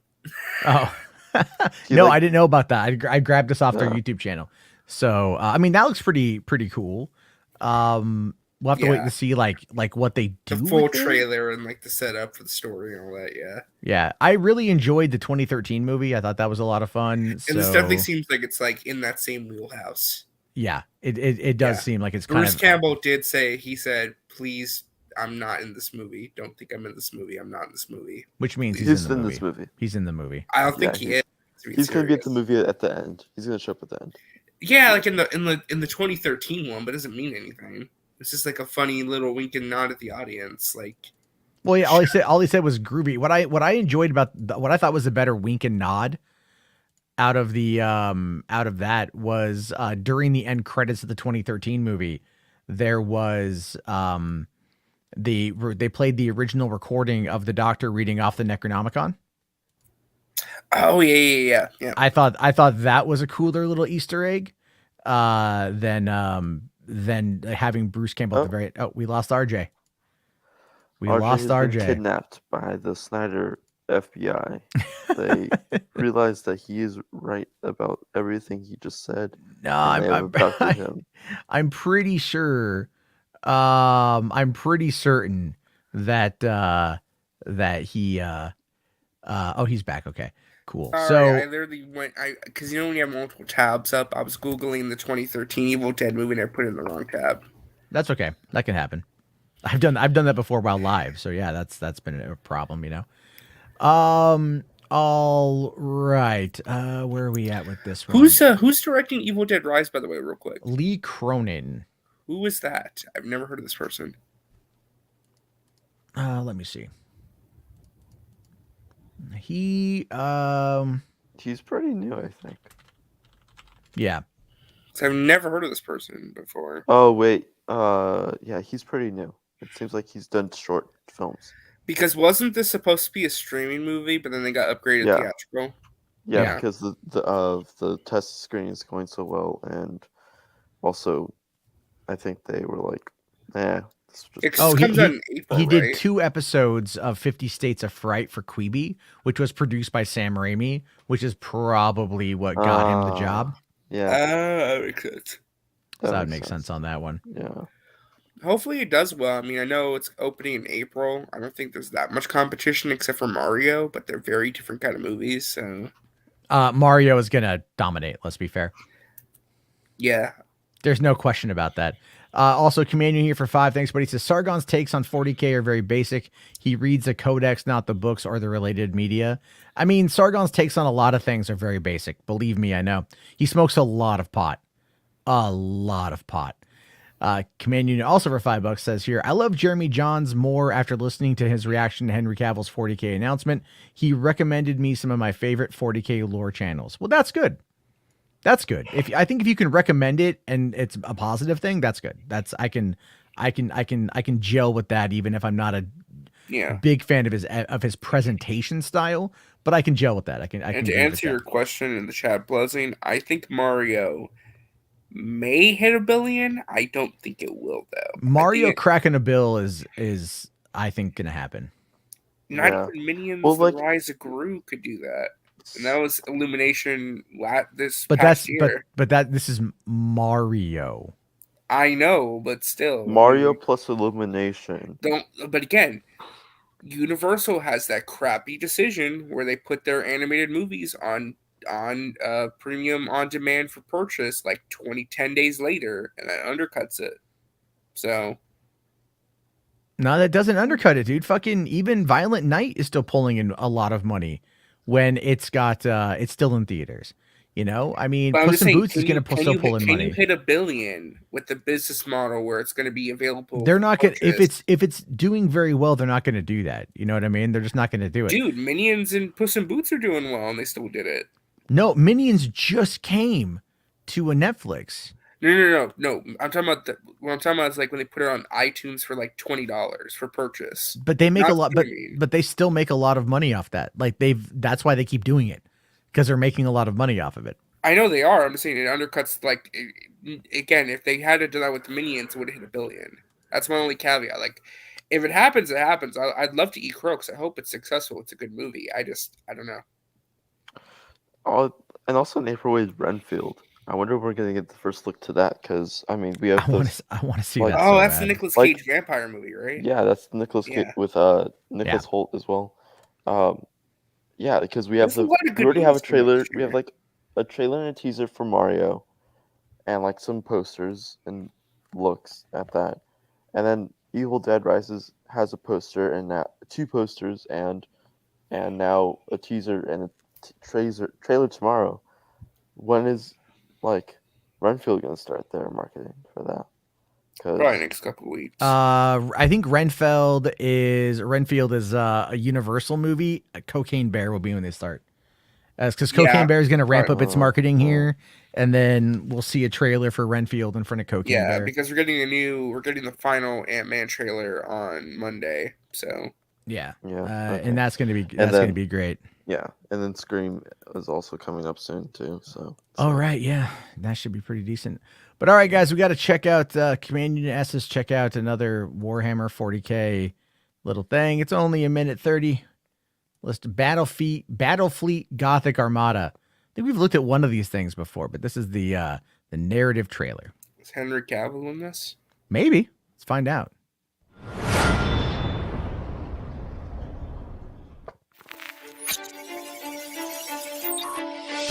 If what you say is true, Captain Spire, a vast chaos fleet is massing for attack. Inquisitor Horst, are you sure of this man? His faith will be tested thoroughly.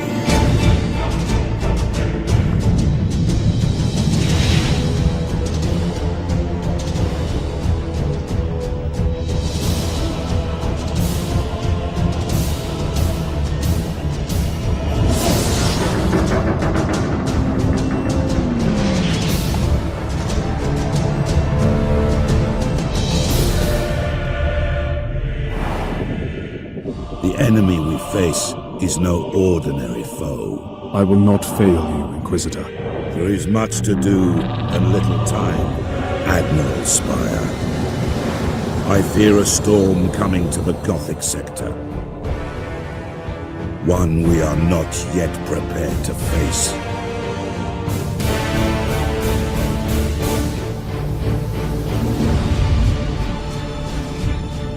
So is this one of the RTS games? Oh Yeah. it is. Yeah, it is. That's why I was just like, why is it mostly like? And this is not me complaining. I'm just saying that it's very much still images, like motion comic style narration, which is fine. It works for what it has to do. So Yeah, we'll have to see how that. I mean, they do a lot of. I was at the Dark Tide one. Some friends of mine were messaging me the other day asking me if I had it, and I was like, I Yeah. don't have it. I think it's on Games Pass. yes, and real quick, Diggs, that comment right there is like why I don't think it was a smart idea to release it digitally right now. Puss in Boots hasn't released in some countries, including the UK. I'm concerned many people are just going to pirate it since they're releasing it digitally in the Which US. they I mean, will. They they will will, pirate yeah. it.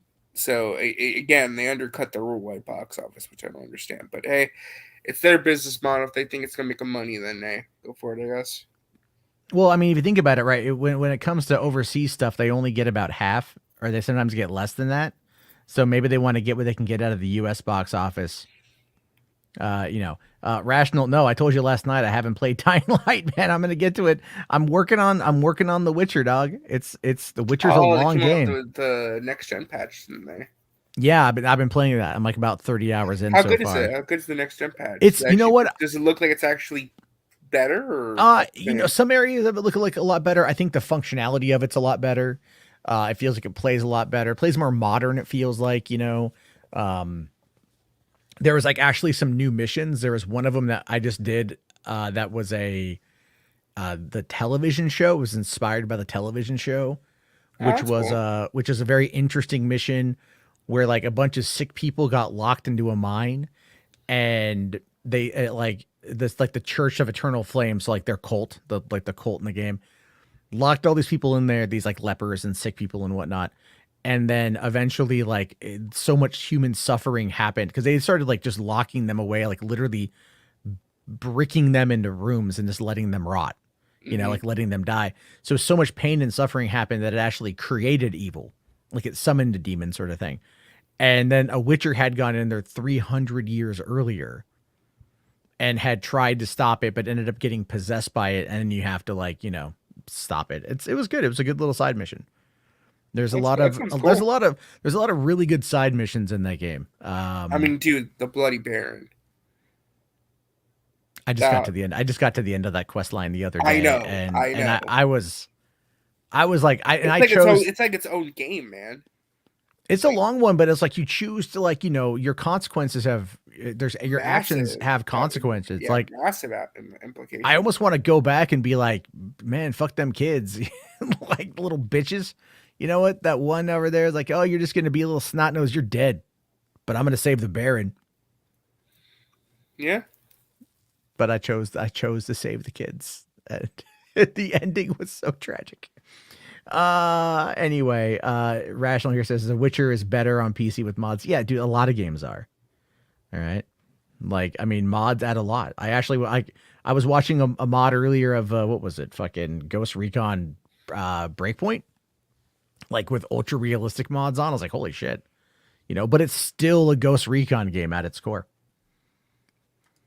Do I think that The Way of Water will outgross the first Avatar? No. No. Do I think it will hit 2 billion? Oh yeah. Oh, absolutely. Yeah. Yeah, I think it will.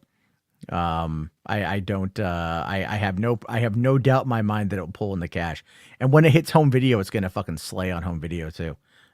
People are going to be diving in. I think because we have so much Avatar that's coming, 3 more movies over the next 6 years, there's going to be a lot of people getting into it and then like getting into the story, getting invested into the story. And I think that's going to be where a lot of like this whole, I don't want to say cultural zeitgeist situation, but like you're going to get a lot of people talking about like the significance of it.